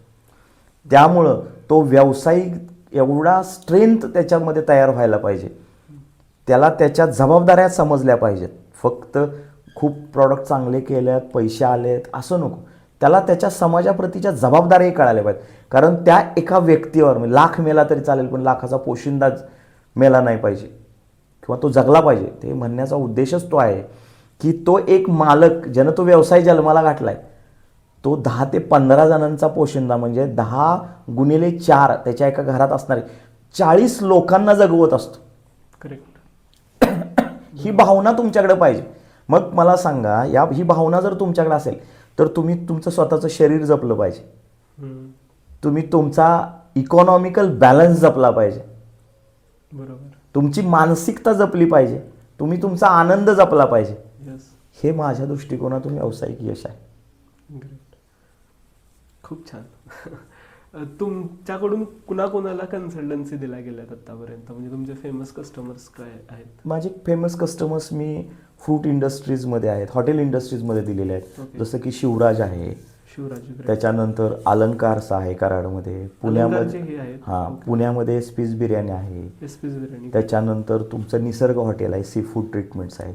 खाली साऊथला माझ्याकडे जवळजवळ 10 ते 12 ब्रँड्स आहेत, सी फूड ट्रीटमेंट्समध्ये आहेत. त्याच्यानंतर गल्फमध्ये काही कंपन्याजना खूप मोठ्या मोठ्या दिलेल्या आहेत. करेक्ट. म्हणजे थोडक्यात मी स्पाइस इंडस्ट्रीजमध्ये खूप कन्सल्टन्सी झालेली आहे माझी. व्हेजिटेबल डिहायड्रेशन व्हेजिटेबल्समध्ये झालेली आहे, फूड प्रोसेसिंगमध्ये झालेले आहे. गव्हर्नमेंटच्या ICAR सारख्या काही इन्स्टिट्यूट्स आहेत जे रिसर्च इन्स्टिट्यूट आहेत, बरोबर. CISH आहेत, त्यांना दिलेले आहेत. गव्हर्नमेंटच्या ॲग्रिकल्चर डिपार्टमेंटला माझी कन्सल्टन्सी आहे. गव्हर्नमेंटच्या काय खूप योजना आहेत, उद्योग मिनिस्ट्री आहे त्याला आहेत, महिला आर्थिक विकास महामंडळाला आहेत. वाव. काही ज्या महामंडळ आहेत, अण्णासाहेब महामंडळ असेल, अल्पसंख्याक महामंडळ, यांचे काही प्रोजेक्ट्स आम्ही केलेले आहेत. ग्रेट. खूप वेगवेगळ्या सुनामाचे पोहे तेही तुमचे. सुदामाला सुदामाला पण दिलेला आहे. पुण्यामध्ये सुदामा जे आहे त्यांनाही दिलेलं आहे. खूप छान, खूप छान. आणि ह्या कधीपासून कन्सल्टन्सी आपण 2002 पासूनच सुरू केली? हां, छोट्या प्रमाणात होतं. खऱ्या अर्थानं 2005-06 पासून आमचं फुल फ्लेजनं कन्सल्टन्सी चालू झाली. खूप छान. एक ओनर आणि एक एम्प्लॉई यांच्या माइंडसेटमध्ये काय फरक असतो? एम्प्लॉई हा त्याची एम्प्लॉई कुठल्या फेजला असतो हे मी पहिलं सांगतो. येस. ज्यावेळेला तुम्ही व्यवसाय चालू करता त्यावेळेला तो एम्प्लॉई असतो. ओके. आणि तीच भूमिका त्याची असावी. ओके. व्यवसाय चालू केल्यानंतरची भूमिका ती त्याची एम्प्लॉई असावी. एम्प्लॉईनं काय करायला पाहिजे की तो व्यवसाय चांगल्या पद्धतीनं सातत्य ठेवून चालवायचा कसा. म्हणजे पहिला दिवस आहे व्यवसायाचा. ओके. आज माझा किती माल विकला गेला पाहिजे, कुणाला विकला गेला पाहिजे, मी सकाळी किती आलो पाहिजे. म्हणजे व्यवसाय एम्प्लॉईला ज्या काय गरजेचं का तर ती फेज अशी असते, त्याला बँकेचे कर्ज भागवायचे असतात, घरातलं रेशनिंग भागवायचं असतं, दूध भागवायचं असतं, मुलांचे खर्च. म्हणजे तो एम्प्लॉईच्या फेजमध्ये असतो. बरोबर. त्याच्याकडे काही शिल्लक नसते. मालक हा असा असतो ज्या वेळेला ब्रेड बटरच्या सगळ्या गरजा संपतात त्यावेळेला त्याची भूमिका चेंज होते आणि तो मालकामध्ये जातो. ओके. की जसं मगाशी मी तुम्हाला सांगितलं की मालक ज्या फेजमध्ये जातो त्यावेळेला तो हॉट सीटवर जातो. बरोबर. कारण मालकानं घेतलेले सगळे डिसिजन ते 40 लोकांना लागू पडतात. बरोबर. कारण मालक हा स्वतःसाठी जगत नसतो. कारण मालकाची भूमिका अशी पाहिजे की मी माझ्यासाठी नाही, या लोकांसाठी मला हे चालवलं पाहिजे. बरोबर. त्यामुळे एम्प्लॉई आणि मालक ह्याच्यामध्ये हा फरक आहे. ओके. म्हणजे माझं असं होतं की सगळ्यांनीच जर मालक झालं तर एम्प्लॉई कोण असणार? नाही, मालक जरी झालं तरी भूमिका ही तुम्ही ठरवायची असते. एम्प्लॉईची ठेवायची का मालकाची ठेवायची. येस. ज्या वेळेला मी माझ्या ऑफिसमध्ये काम करत असतो, ज्यावेळेला माझ्या सीटवर बसून काम करत असतो त्यावेळेला त्याची भूमिका अशी असली पाहिजे की तुम्ही माझ्याकडे कन्सल्टन्सी घ्यायला आलेला आहात, तर माझी भूमिका अशी पाहिजे की मी एक कन्सल्टंट आहे, मी एक अवधूत इंडस्ट्रीचा एम्प्लॉई आहे आणि मला खूप चांगल्या पद्धतीने कन्सल्टन्सी तुम्हाला द्यायची आहे. आणि मी त्या सीटवरून उठल्यानंतर ज्या वेळेला जातो आणि मल्टिपल लोकांना टास्क देतो त्यावेळेला तो एक लीडर म्हणून आणि तो मालक म्हणून त्याची भूमिका असली पाहिजे. खूप छान. ज्या वेळेला मी स्वतः एखादं काम करतोय त्यावेळी एम्प्लॉईच असला पाहिजे तुम्ही. कारण का तो वेळ, तो 1 तास, तो अर्धा तास एम्प्लॉईच्या भूमिकेत जोपर्यंत तुम्ही जात नाही तोपर्यंत तुम्ही त्याला रिझल्ट्स नाही देऊ शकत. एम्प्लॉई काय असतो, कंपनीला पैसे मिळाले पाहिजेत, माझा पगार वाढला पाहिजे. बरोबर. म्हणजे तो कस्टमर कन्वर्ट करण्यासाठी खूप चांगल्या पद्धतीने प्रयत्न करतो. आणि मालकामध्ये थोडासा ॲरोगन्स आलेला असतो किंवा मी मालक आहे हा कुठेतरी तो भाव असतो, तो नसायला पाहिजे. बरोबर. असं मला वाटतं. तर ती भूमिका तुम्ही आता एखादं नाटक आहे, तुम्ही एखादं नाटक बसवलेलं आहे आणि चुकून एखादा तुमचं पात्र आलंच नाही आणि एखाद्या व्यक्तीला ते पात्र करायची वेळ आली तर ते पात्र वटवलं पाहिजे ना. तर दिग्दर्शकावरती भूमिका आली की नाही हे पात्र आता मलाच करायला लागतं कारण त्याच्याशिवाय हे नाटक होणार नाही, त्यावेळेला दिग्दर्शकाची भूमिका ही पात्राचीच पाहिजे. खूप छान उदाहरण आहे, खूपच छान उदाहरण आहे. त्याच्याशिवाय ते नाटक जात. म्हणजे थोडक्यात काय, मालक हा 90% एम्प्लॉई असतो, 10% मालक असतो. कारण जिथं जी व्यक्ती येत नाही त्या व्यक्तीच्या भूमिकेमध्ये मालकाला जायला लागतं. करेक्ट. Absolutely right. म्हणून मालकाला माहिती असलं पाहिजे, ज्ञान सगळ्या गोष्टींचं नसू द्या, परंतु ती वेळ मारून नेता तरी आली पाहिजे. एखादा तुमचा आर्किटेक्चरल इंजिनियर नाही आला पण मालकांना माहिती आहे ड्रॉइंग वाचायचं कसं, सांगायचं कसं, समजून कसं द्यायचं. ते ड्रॉइंग बनवता येत नाहीये मालकाला, कारण तो इंजिनियर नाहीये. बरोबर. परंतु 90% माहिती असल्यामुळं ऍटलिस्ट त्या पार्टीला 90% प्रश्नाची उत्तरं देऊन 10% एम्प्लॉई आल्यानंतर ड्रॉइंग बनवून तुम्ही काम करू शकता. त्यामुळं मालकाची भूमिका खूप महत्वाची आहे. खूप छान, खूपच छान हे उत्तर, आणि ते खूप पटलं. इथं अर्थातच सुरुवातीला तो मालक म्हणजे फरशी पुसण्यापासून तो सीईओ पर्यंत तोच असतो एकदा. आपण बोलत होतो तुमच्या ऑफिसमध्ये तर खूप वेळा तुमच्याकडून चायनाचा उल्लेख आला की तुम्ही अर्थात गेलाय, ते पाहिलंय त्यांचं काय व्यवसाय वगैरे. सो का तुम्हाला कौतुक करावं असं वाटतं चायना? मला त्यांचं कौतुक असं करावं असं वाटतं की चायनामध्ये मी जे काही गोष्टी पाहिल्या, एक 5 शहरांमध्ये मी गेलो होतो. ओके. त्या ठिकाणी जसं की आता आपल्या गव्हर्नमेंटनं ODOPचं मी एक उदाहरण दिलं, 1 क्रॉप 1 डिस्ट्रिक्ट, हे ॲग्रिकल्चरशी रिलेटेड त्यांनी ती कन्सेप्ट त्यांनी तिथं राबवली. त्यांनी काय केलं, सेंट्रलाइज मॅन्युफॅक्चरिंग सिस्टीम डिझाईन करण्याचा प्रयत्न केला. ओके. म्हणजे आता मगाशी मालक एम्प्लॉई हे एकामेकाच्या अनुषंगानं सगळे प्रश्न आहेत तुमचे. जसं एखाद्या व्यक्तीला 10,000 रुपये मला महिन्याला मिळायला पाहिजे, ही भूमिका आहे. ही भूमिका आहे. बरोबर. चायनानं हे ओळखलं. चायनानं त्याच्या स्ट्रेंथ काय आहे आणि विकनेसेस काय आहे हे पहिलं डिझाईन केलंय माझ्या माहितीप्रमाणे, जे मी पाहिलं ते. ओके. मग त्यांच्या स्ट्रेंथ काय होत्या, खूप मोठ्या प्रमाणात असणारा भूभाग, थोड्याफार प्रमाणामध्ये चायनाची आणि भारताची भौगोलिक परिस्थिती सेमच आहे थोड्याफार प्रमाणामध्ये. म्हणजे भारताच्या खूप मोठ्या पट्टीमध्ये त्यांचा भूभाग आहे, परंतु घनता लोकसंख्येची बघितली तर एका ठराविक एरियातच आहे. बरोबर. म्हणजे 25% एरियातच घनता आहे, बाकी 75% त्यांची एमटी आहे पूर्वेकडे. येस. मग ह्याच्यामध्ये त्यांनी काय केलंय, त्यांनी डिफाईन केलेत की कुठं काय, म्हणजे इलेक्ट्रॉनिक्स आहे तर ते इलेक्ट्रॉनिक्स मार्केट त्याच शहरामध्ये इलेक्ट्रॉनिक्स मार्केट त्यांनी. ओके. याच्यामुळे काय झालं, एखादं गाव आहे, त्या गावामध्ये खूप मोठ्या प्रमाणामध्ये फक्त तुमचा मोबाईलचा कॅमेराच बनतो. तो फक्त त्या गावात तेवढंच काम होतं, बाकी काही होत नाही. याचा फायदा काय झाला त्यांना, सेंट्रलाइज फॅसिलिटी देता आल्या. ओके. तुम्हाला मालक व्हायची गरजच नाहीये, तुम्हाला फक्त कॅमेरे बनवायचे, ते रॉ मटेरियल्स मिळालं. बरोबर. त्यांना जगाशी काही घेणं देणं नाही पडलं. त्यांचे जसं की आपली बार्टर सिस्टीमचा त्यांनी अभ्यास केला. ओके. सातारमध्ये काय चाललंय मला माहित नाहीये, मला हा कॅमेरा बनवून द्यायचा, आज मला संध्याकाळी 500 रुपये मिळणार आहेत. हे केलं. मग त्याच्यातून काही लोक हुशार होती, तुमच्यासारखे एज्युकेटेड होती, त्यांनी सेंट्रलाइजून काही मार्केटिंग केलं. अशा पद्धतीच्या नैसर्गिक साधन संपत्तीचा खूप चांगला वापर त्यांनी केला. ते खूप प्रेम करतात स्वतःच्या नैसर्गिक साधन संपत्तीवर. एका गोष्टीचा त्यांनी खूप चांगला उपयोग केला. नद्यांचा केलेला आहे, रोडचा केलेला आहे, आपलं देशाचं पोल्युशन खराब होणे म्हणून केलेलं आहे. आपल्याकडे इथं वॉटर, आता आपल्या इथं पाणी पाटानं पाजलं जातं. त्या ठिकाणी एका शहरातून दुसऱ्या शहरामध्ये वाळवंट कुठं आहे त्या ठिकाणी कॅनल्स बनवले त्यांनी, म्हणजे हवेतून कॅनल्स बनवले, त्याच्यातून पाणी नेलं, लिकेजेस थांबवले, इव्हॅपोरेशन थांबवलंय. त्यांनी AI टेक्नॉलॉजी वापरली की जिथं लिकेज आहे ते तिथं लगेच त्यांना कळतं, तिथं जाऊन ते लिकेजेस काढले जातात. बरोबर. अजून आपल्या आता महाराष्ट्र असेल, मध्य प्रदेश असेल, राजस्थान असेल, अजून टँकरनं पाणी पुरवलं जातं. एवढं छान डिझाईन केलेलं आहे. त्यामुळं मला ॲब्सोल्युटली त्यांचं आणि त्याचाच आदर्श घेऊन भारतानंही पुढे जायला पाहिजे. खरंच अक्षरशः म्हणजे आपल्यानंतर तो स्वातंत्र्य झाला 1949ला, आणि बीजिंग शहर एकेकाळी एवढं प्रदूषित होतं की जगातल्या काही नंबर, आता ते पूर्ण क्लीन केलंय त्यांनी. तुम्ही जे मग अशी म्हटलं ना पोल्युशन, खरंच शिकण्यासारखं आहे. आणि इव्हन झाडं लावण्याची सुद्धा आहे ना, वाळवंट घेतली, तिथं झाडं लावली, त्याचा सॅटेलाइट त्यांनी पाठवलाय. तो सॅटेलाइट सगळं ते हे करतो की कुठं कधी कमी. खूपच छान.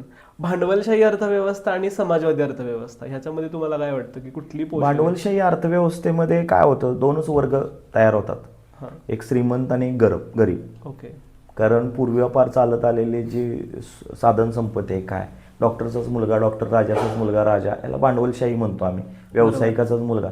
म्हणजे एवढं आपण चर्चा करतोय परत त्याच मुद्द्यावर त्या भांडवलशाहीवरती आलं बरोबर. तर मला असं वाटतं की समाजवादी आणि भांडवलशाही याचं मिश्र असायला हवं तरच ते कुठंतरी प्रगती होऊ शकते कारण लोकशाही पद्धतीमध्ये ह्या दोन्हीचा बॅलन्स असायला हवा काही ठिकाणी काही व्यवसाय हे गव्हर्नमेंटच्या कंट्रोल्समध्येच असायला हवेत तरच तुम्हाला जसं आपण लायझनिंग डिपार्टमेंट येतं तुम्ही जर पोल्युशन कंट्रोल बोर्ड जर प्रायव्हेट माणसाच्या हातात दिलं तर काय राहणार आहे झालं ते मग सगळं. त्यामुळं लोकशाही टिकवण्यासाठी आणि भांडवलशाही आणि समाजवादी या दोन्हीचं मिश्र अर्थव्यवस्था असणं ही माझ्या दृष्टिकोनातून काळाची गरज आहे.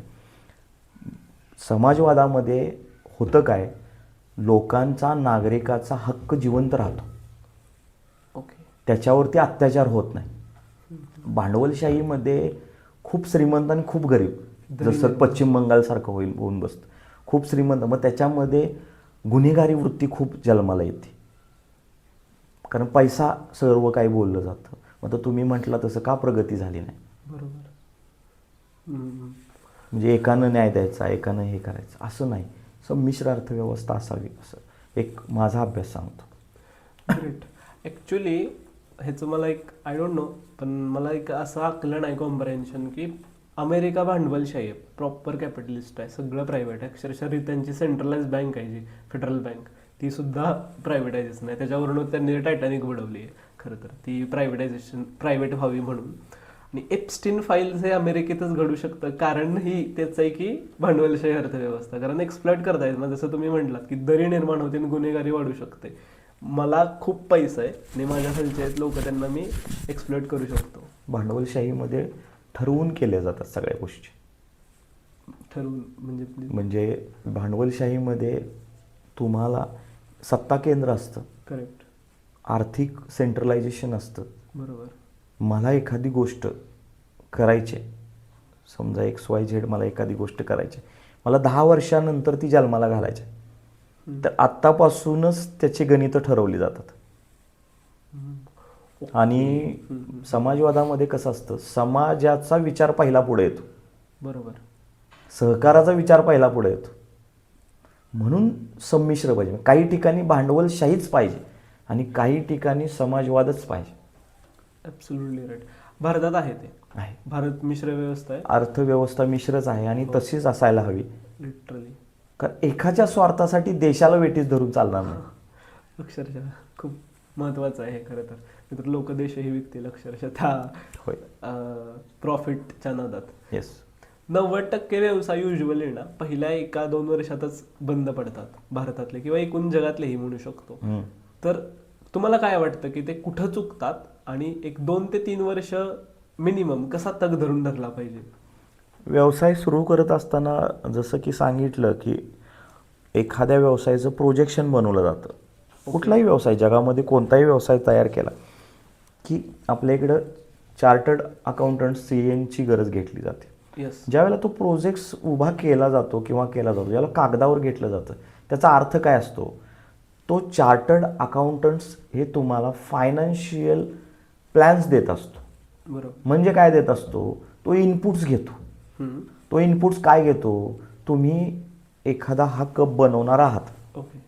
तो हा कप बनवण्यासाठी माती कोणती लागेल इक्विपमेंट्स कोणते लागतील ओके. वर्कर्स कुठले लागतील इलेक्ट्रिसिटी किती लागेल जागा किती लागेल पॅकेजिंग काय लागेल ह्या सगळ्या गोष्टी ज्या लागणार आहेत बरोबर. तो मांडून त्याचं एक प्रोजेक्शन बनवत असतो.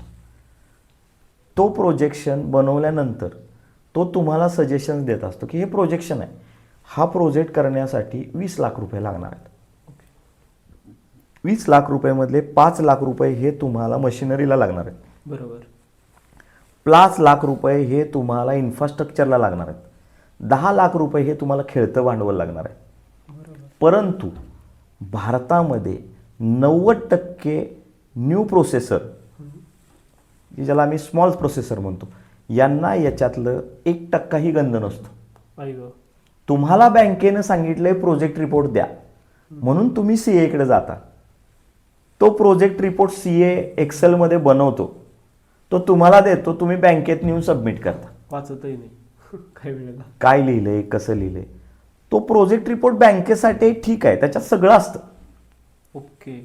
तुम्हाला पहिल्या वर्षी काय कपॅसिटीनं प्रोजेक्ट चालेल, दुसऱ्या वर्षी काय कपॅसिटीनं चालेल, पहिल्या वर्षी लेबर्सला किती पैसे लागतील, दुसऱ्या वर्षी किती लागेल, तिसऱ्या वर्षी किती लागेल, या स्ट्रेंथनं केल्यानंतर कुठल्या वर्षी ब्रेक इव्हन पॉईंट येईल, ओके. सगळं त्याच्यात असतं. इथपर्यंत सगळं त्याच्यामध्ये असतं. परंतु कदाचित आमच्या भारतामधले जे चार्टर्ड अकाउंटंट्स आहेत त्यांच्यामध्ये आणि त्या व्यक्तीमध्ये कुठंतरी कम्युनिकेशन गॅप असल्यामुळं ही व्यक्ती या व्यक्तीला समजून सांगत नाही.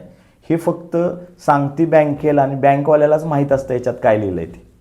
परंतु तुम्ही जर त्या व्यक्तीला ट्रेनिंग दिलं की तुझा प्रोजेक्ट असा आहे आणि बँकेनं प्रश्न विचारले आणि बँकेनं दिलेले पैसे बँकेनंही कुणाकडून तरी कर्जानं घेतलेले आहेत, ही भावना बँकेची जर जागृत झाली बरोबर. आणि बँकेनं ब्रेक इव्हन पर्यंत मॉनिटरिंग जर केलं त्या प्रोजेक्टला किंवा आमच्यासारख्या कन्सल्टंटला इन्व्हॉल्व करून घेतलं की तुम्ही मॉनिटरिंग करा, ह्याची फीज आम्ही तुमच्या पे करू, पण हा प्रोजेक्ट 7 वर्ष खूप चांगल्या पद्धतीनं चालवलं आपल्याला हँडओव्हर करायचं. खूप छान. अशा पद्धतीनं होत नाही. दुसरी गोष्ट, व्यवसायाचं ज्ञान, तुम्ही म्हटला त्या पद्धतीने की व्यवसाय करतोय, परत त्या प्रोजेक्ट रिपोर्टवर आलो. बरोबर. रॉ मटेरियल, ॲग्रिकल्चर इंडस्ट्रीमध्ये तुम्ही व्यवसाय करताय तर लिमिटेड टाइम्समध्ये तुमच्याकडं रॉ मटेरियल्स अवेलेबल होणार आहे. बरोबर. मग त्याच्यासाठी 2 महिने मिळणारं रॉ मटेरियलसाठी 8 महिने तुम्हाला त्याचे वर्किंग कॅपिटल्स डिझाईन करायचे आहेत.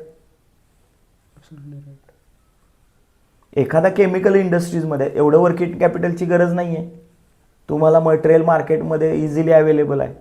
प्रत्येक व्यवसायाचे प्रत्येक पॅटर्नचे चॅलेंजेस वेगळे आहेत.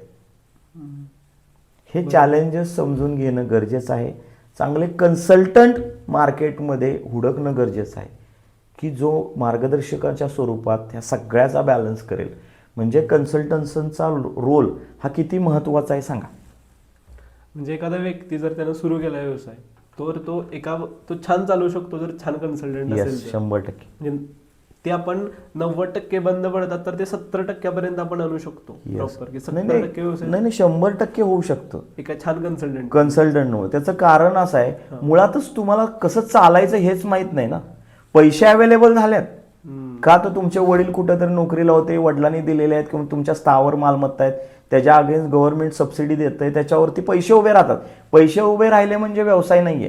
आणि डायव्हर्टिफिकेशन जे म्हणतो आम्ही, व्यवसायामध्ये 25 लाख रुपये घ्यायचे, 5 वापरायचे आणि 20 लाख रुपये देणी द्यायला घालवायचे.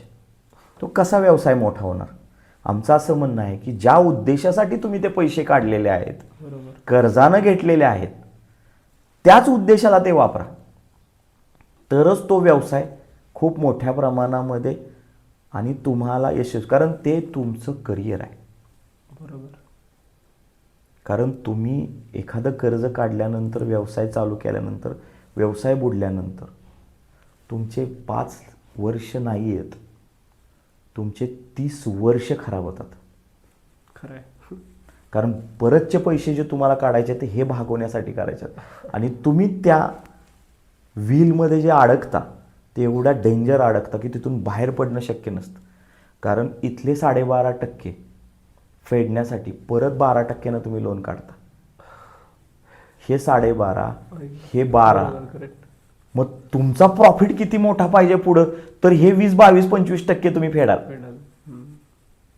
नाही तर मग तुमची स्थावर कुठंतरी विकायला लागेल तुम्हाला. म्हणजे परत तेच होईल ते कालचक्र. त्यामुळं निर्णय खूप महत्त्वाचा आहे. कन्सल्टंट खूप महत्त्वाचा आहे. तुम्ही बँकेला सांगता आलं पाहिजे की माझी हे रिझर्व ठेवा, मला आत्ता देऊ नका, मला 50 लाख रुपये तुम्ही लोन दिले, मला आत्ता एवढे नको आहेत, 20 लाख रुपये तुम्ही, मला 30च हे करा. नाही, आमचा माणूस 50 मला पाहिजे. 20 का ठेवा. एक 6 महिने जरी तुम्ही नाही उचलले तर तो इंटरेस्ट तुमचा वाचणार आहे. म्हणजे आमचं असं म्हणणं आहे, वाचवणं म्हणजे कमवणं आहे. ओके. तुम्ही छोट्या छोट्या गोष्टी बोलल्यामुळं एखाद्या वस्तूची किंमत, हा कप आहे, हा 200 रुपयाला पुढच्या ट्रेडर्सनं सांगितला आहे, तुम्ही म्हटला काय राव असं आहे तसं, बोलत बोलत बोलत त्याने 20 रुपये कमी केले, 180 रुपयाला तुम्हाला दिला. त्या 2 मिनिटाची किंमत 20 रुपये नाही आहे साहेब, खूप जास्त आहे. बरोबर. त्याला आम्ही बार्गेनिंग म्हणतो. हम्म. म्हणजे छान बार्गेनिंग असणं म्हणजे तुमचं खरेदी डिपार्टमेंट, ज्याला प्रोक्युरमेंट म्हणतात, Yes. एखाद्या कंपनीचं खरेदी डिपार्टमेंट किती महत्त्वाचं असतं हे ह्या उदाहरणावरून तुमच्या लक्षात येईल. Yes. की तिथं तो बसणारा माणूस किती चतुर पाहिजे. डिप्लोमॅट. करेक्ट. म्हणजे तिथं ते 20 रुपये त्यानं वाचवणं म्हणजे कंपनीचा 20 रुपये प्रॉफिट केलाय. हो. म्हणजे ते 20 वाचवले, त्याच्यातलेच 5 रुपये तुला पगार म्हणून तुम्हाला द्यायचे. हम्म. म्हणजे प्रत्येक पिलर कंपनीचा, प्रत्येक एम्प्लॉई कंपनीचा किती महत्त्वाचा आहे. येस. Absolutely right. अक्षरशः अगदी बरोबर. म्हणजे इन्व्हेंटरी मॅनेजमेंट असेल, मार्केटिंग मॅनेजमेंट असेल, फायनान्शियल मॅनेजमेंट असेल, परचेस मॅनेजमेंट असेल, येस. ह्या मॅनेजमेंट्स खूप महत्त्वाचे. म्हणून मी प्रत्येकाला सांगतो, एक ज्ञान असू शकतं, माहिती आणि गांधी असू शकते. करेक्ट. बाकी सगळं तुम्हाला घ्यायचं आहे. हम्म. मग ते कन्सल्टंटच्या स्वरूपात घ्या, एम्प्लॉईच्या स्वरूपात घ्या, तो तुमचा पार्ट आहे. करेक्ट. Absolutely right. व्यवसाय करताना किंवा एकूणच जीवन जगताना, अर्थात गीतेत पण लिहिले की सेल्फ डिस्कवरी किंवा स्वचं ज्ञान हे सगळ्यात ग्रेट आहे असं म्हणतात. सो तुम्हाला काय वाटतं की हे स्वतःची ओळख असणं किंवा माहिती करून घेणं हे खूप महत्त्वाचं आहे का? स्वत्वाची ओळख असल्याशिवाय तुम्ही काहीच करू शकत नाही. हम्म. जेवढी भारतामध्ये किंवा जगामध्ये जेवढे यशस्वी लोक आहेत त्यांना स्वत्वाची ओळख झाल्या म्हणून तर ती मोठी आहेत. येस. ग्रेट. सो हे कशा पद्धतीनं फायद्याचं ठरू शकतं? मुळात स्वतःला ओळखता आलं पाहिजे तुम्हाला. ओके. मी पहिल्यांदा सांगितलं, तुम्ही विकनेसेस अँड स्ट्रेंथ, तुम्हाला विकनेसेस ऐकायची सवय नाहीये. खरं आहे. खरं. तुमच्या स्ट्रेंथ तुम्हाला ऐकायचं. पुढच्यानं स्तुती केली, खूप छान वाटतं. हा सर किती छान आहे, काय नॉलेज आहे सरांचं. Correct. नको आहे. विकनेसेस काय आहेत, माझे विकनेसेस काय आहेत, हम्म. मला विकनेसवर काम करायचं आहे. बाय बर्थ मला एखादं गणिताचं एक्झाम्पल आहे, मला सांगायला नाही, ते नंबर्स लक्षात राहतात. करेक्ट. थंडी स्ट्रेंथ आहे तुमची, स्ट्रेंथ वाढवायची कशी हम्म. आणि विकनेसेस काम कसं करायचं. बरोबर. हम्म, हम्म, हम्म. त्यामुळे स्वत्वाची ओळख खूप महत्त्वाची आहे. तुम्ही स्वतःला ओळखलं ना, तुमचा इगो निघून जातो. इगोची सुरुवातच तिथं आहे. वाव. खूप छान. हे खूप भारी होतं. करेक्ट. इगोची सुरुवातच तिथं आहे. तुम्ही स्वतःला ओळखा. मी का चिडलो, 10 मिनिटांना लक्षात येतं. का चिडलो, कशासाठी चिडलो, तुमचा काय दोष होता त्याच्यात. बरोबर. माझ्या पर्सनल लाईफमधला माझा इश्यू. बरोबर. मग हे का झालं, कारण तुम्ही प्रेझेन्स माइंडमध्ये नव्हता. तुम्ही चुकीच्या लोकांच्यावरती विश्वास ठेवला, तुम्ही डिपेंडन्सी ठेवली. बरोबर. ह्याच गोष्टीमुळं तुमची चिडचिड होती ना, कामं न झाल्यामुळे चिडचिड होती ना. बरोबर. म्हणून तुमच्यातला एम्प्लॉई जागृत असणं खूप महत्त्वाचं आहे. अगदी. हे जर चिडचिड व्हावी अशी वाटत नाही ना, तर सकाळी 10 ते 5 हा तुमचा एम्प्लॉई जागृत पाहिजे. कारण भूमिका चेंज होती. सकाळी घरातून बाहेर पडताना, घरी गेल्यानंतर वडिलांची, नवऱ्याची, भावाची, मुलाची भूमिका असते. हो. ऑफिसमध्ये गेल्यानंतर मालकाची, एम्प्लॉईची भूमिका असते. बरोबर. समाजामध्ये गेल्यानंतर लिडर्सची, तुमच्या मित्राची, ह्याची भूमिका असते. त्यामुळे मला असं पर्सनली वाटतं, एक चहा मित्रासोबत व्हावा, एक जेवण फॅमिलीसोबत व्हावं, आणि दिवसभराचा वेळ ज्या लोकांनी सदनता येण्यासाठी किंवा माझं आयुष्य सुंदर होण्यासाठी जी लोक माझ्यासाठी काबाड कष्ट करतात त्यांच्यासोबत जावं असं मला वाटतं. कारण त्या लोकांच्या कष्टामुळं, त्या लोकांच्या प्रामाणिकपणामुळं माझ्यावर अवलंबून असणारे माझं कुटुंब तूपरोटी खातात. येस. त्यामुळं प्रत्येक भूमिका महत्त्वाची आणि त्याचा प्रामाणिकपणा महत्त्वाचा आहे. मैत्रीतला प्रामाणिकपणा ही तेवढाच. मित्राला आम्ही असं म्हणतो, चांगल्या आणि वाईट गुन्हा सकट स्वीकारा. पुढच्या माणसाला तसं स्वीकारा तुम्ही, तुम्हाला त्रास होणार नाही. तुम्ही कंप्लेंट्स खूप कमी कराल आयुष्याबद्दल. खरं आहे. खरं आहे. अक्षरशः. गरज किती आहे, काय किती आहे, ह्या गोष्टी खूप महत्त्वाच्या. येस. अर्थातच ते तुम्ही मगाशी पण म्हटला, खूप पैसे मिळत आहेत म्हणून मी ते नाहीच केलं पाहिजे, ज्यात मला आनंद मिळेल तेच केलं पाहिजे. कारण नाही, असं नाही. पैसा गरजेचा आहे का, तर आहे. तर पैशाशिवाय काय होऊही शकत नाही. येस. परंतु एखादी गोष्ट अननेसेसरी पैसा, एखादा उदाहरण, तुमचा हा ब्रेड बटरचा बिझनेस आहे. हां. या बिझनेसमधून तुम्ही पैसे कमवत आहे. तुमच्याकडे पैसे आले, साधारणतः 25-30 लाख रुपये तुमच्याकडे आले. तुम्हाला असं वाटतं की गाडी, बंगला वगैरे सगळं असं, त्याच्यातून तुम्हाला असं वाटतं की अरे पैसे शिल्लक आहेत. मग तुम्ही काय करता, समजा एखादा मित्र आहे तुमचा, त्यानं छानशी फ्रँचायझी मॉडेल केलेलं असतं. मग तुमचा इंटरेस्ट तिथं तयार होतो. बरोबर.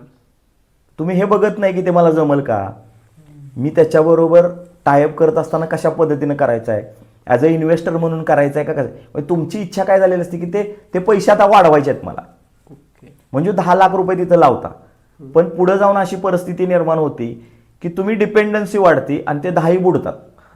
त्याच्यातून तुम्हाला फ्रस्ट्रेशन येतं. बरोबर. म्हणजे मला काय सांगायचं आहे, कंट्रोलच्या बाहेरचे धंदेच करू नका तुम्ही, डिपेंडन्सीचे बिझनेसच करू नका. Yes yes yes yes. तिथं स्वतःची ओळख गरजेची आहे. खूप छान.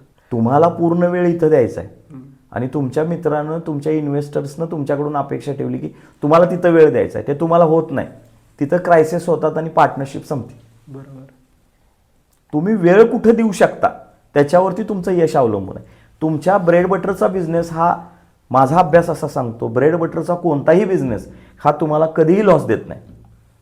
ओके. कधीही लॉस देत नाही. लॉसेस केव्हा होतात, कंट्रोलच्या बाहेरच्या बिझनेसमध्ये इन्व्हेस्टमेंट केल्यानंतरच लॉसेस होतात. ग्रेट.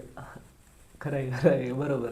ती ग्रेड वाढते आणि येस त्यानंतर येस येस. खूप मोठ्या प्रमाणात. त्यामुळे स्वतःच्या व्यवसायावर प्रेम करून त्याचे चॅलेंजेस, समाजामधले जे तुम्ही आता तुम्ही मीडियाचा बिझनेस करताय, पुढं काय आहे, काय द्यायला पाहिजे, अजून काय द्यायला पाहिजे, सर्व्हिसेस कसं करायला पाहिजे, जगाला काय गरज आहे, बरोबर. अवेअरनेस तुम्ही जे काय करताय ते कसं केलं पाहिजे, कशा पद्धतीने केलं पाहिजे, त्याची प्युरिटी अजून आपल्यात कशी आली पाहिजे, याला जास्त महत्त्व द्या.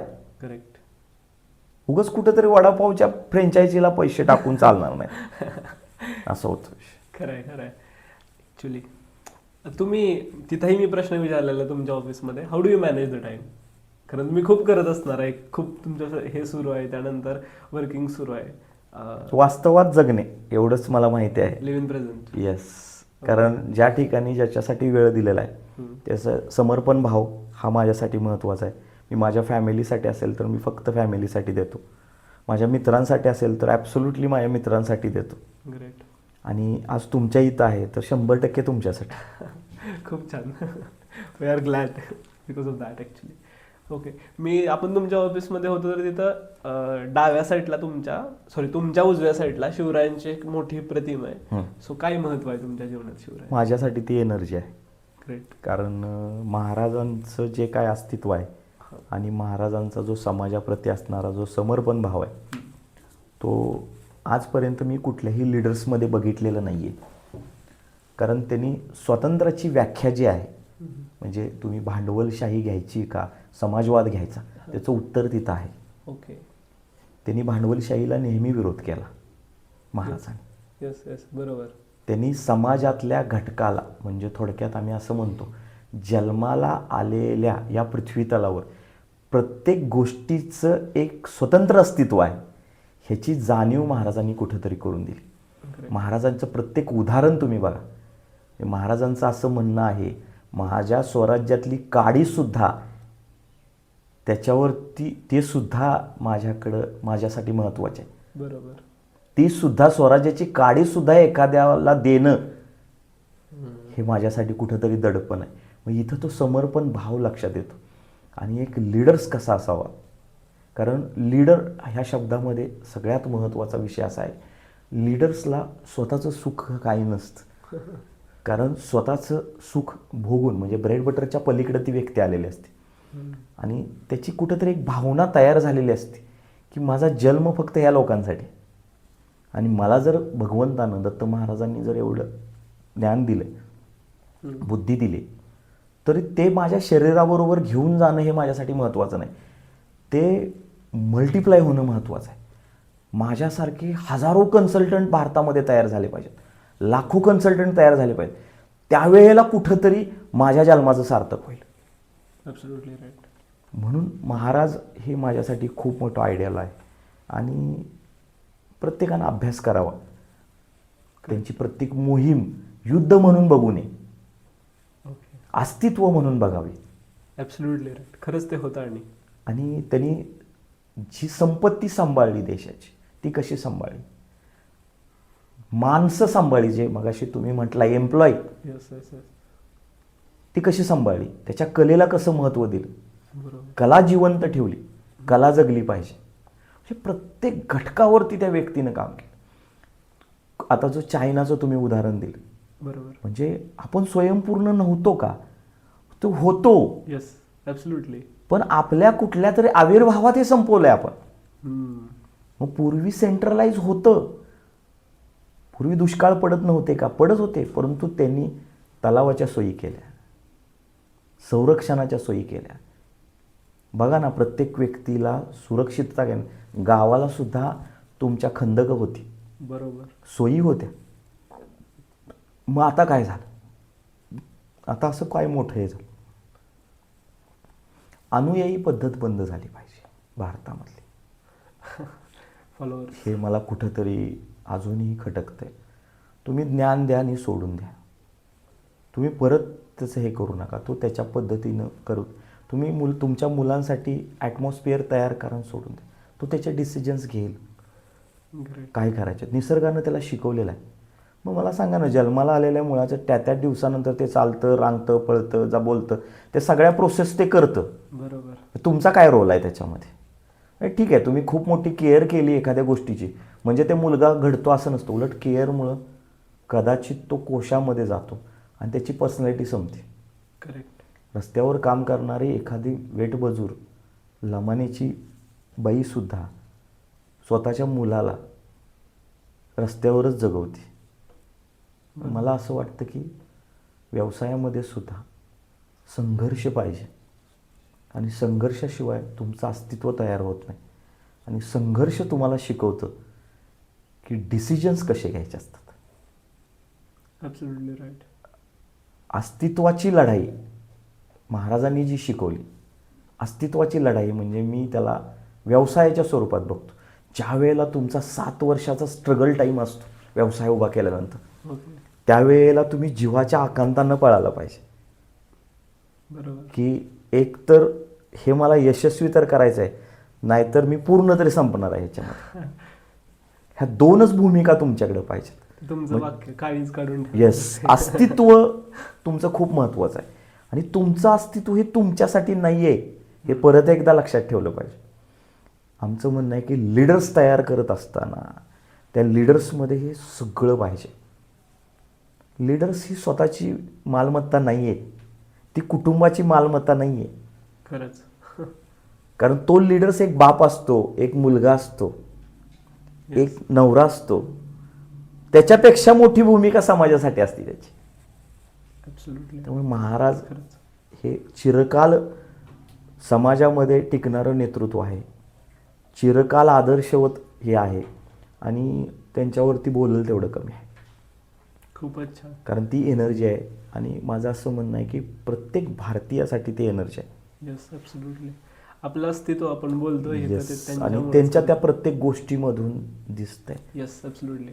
आज त्यांचं खूप आयुष्यही नव्हतं. आता तुम्ही म्हणताय मला 80 वर्ष जगायचं, येस, 50 वर्ष. पण जे काय होतं त्याच्यात खूप ताकदीनं एक माइलस्टोन तयार केला की बाबा काय असलं पाहिजे, तुम्ही कसे असले पाहिजे. खूप छान. आणि ते खरं तर प्रत्येकाला प्रेरणा देतच, केवळ महाराष्ट्र नाही तर आपल्या इथं भारतामध्ये. कुठंतरी ते लोप पावतंय, कुठंतरी अजूनही त्यांना मूर्तीच्या रूपात ठेवलेलं आहे. त्यांना कुठंतरी विचारांच्या रूपामध्ये तुमच्या माझ्यासारख्या लोकांनी आणलं पाहिजे. गरजेचं आहे ते. आज मी चायनामध्ये मी तुम्हाला एका पॉईंटवर फोकस करतो. मी चायनामध्ये गेल्यानंतर भारतीय संस्कृती आणि याच्यामध्ये आज तुमच्या टीममध्ये पण एक लेडी आहे, ती काम करते किंवा ज्या काही गोष्टी आहेत. चायनामध्ये मी ऑब्झर्व करत होतो, लोक वागतायत कशी, बोलतायत कशी, ते स्वतःच्या कामामध्ये मग्न कसे आहेत.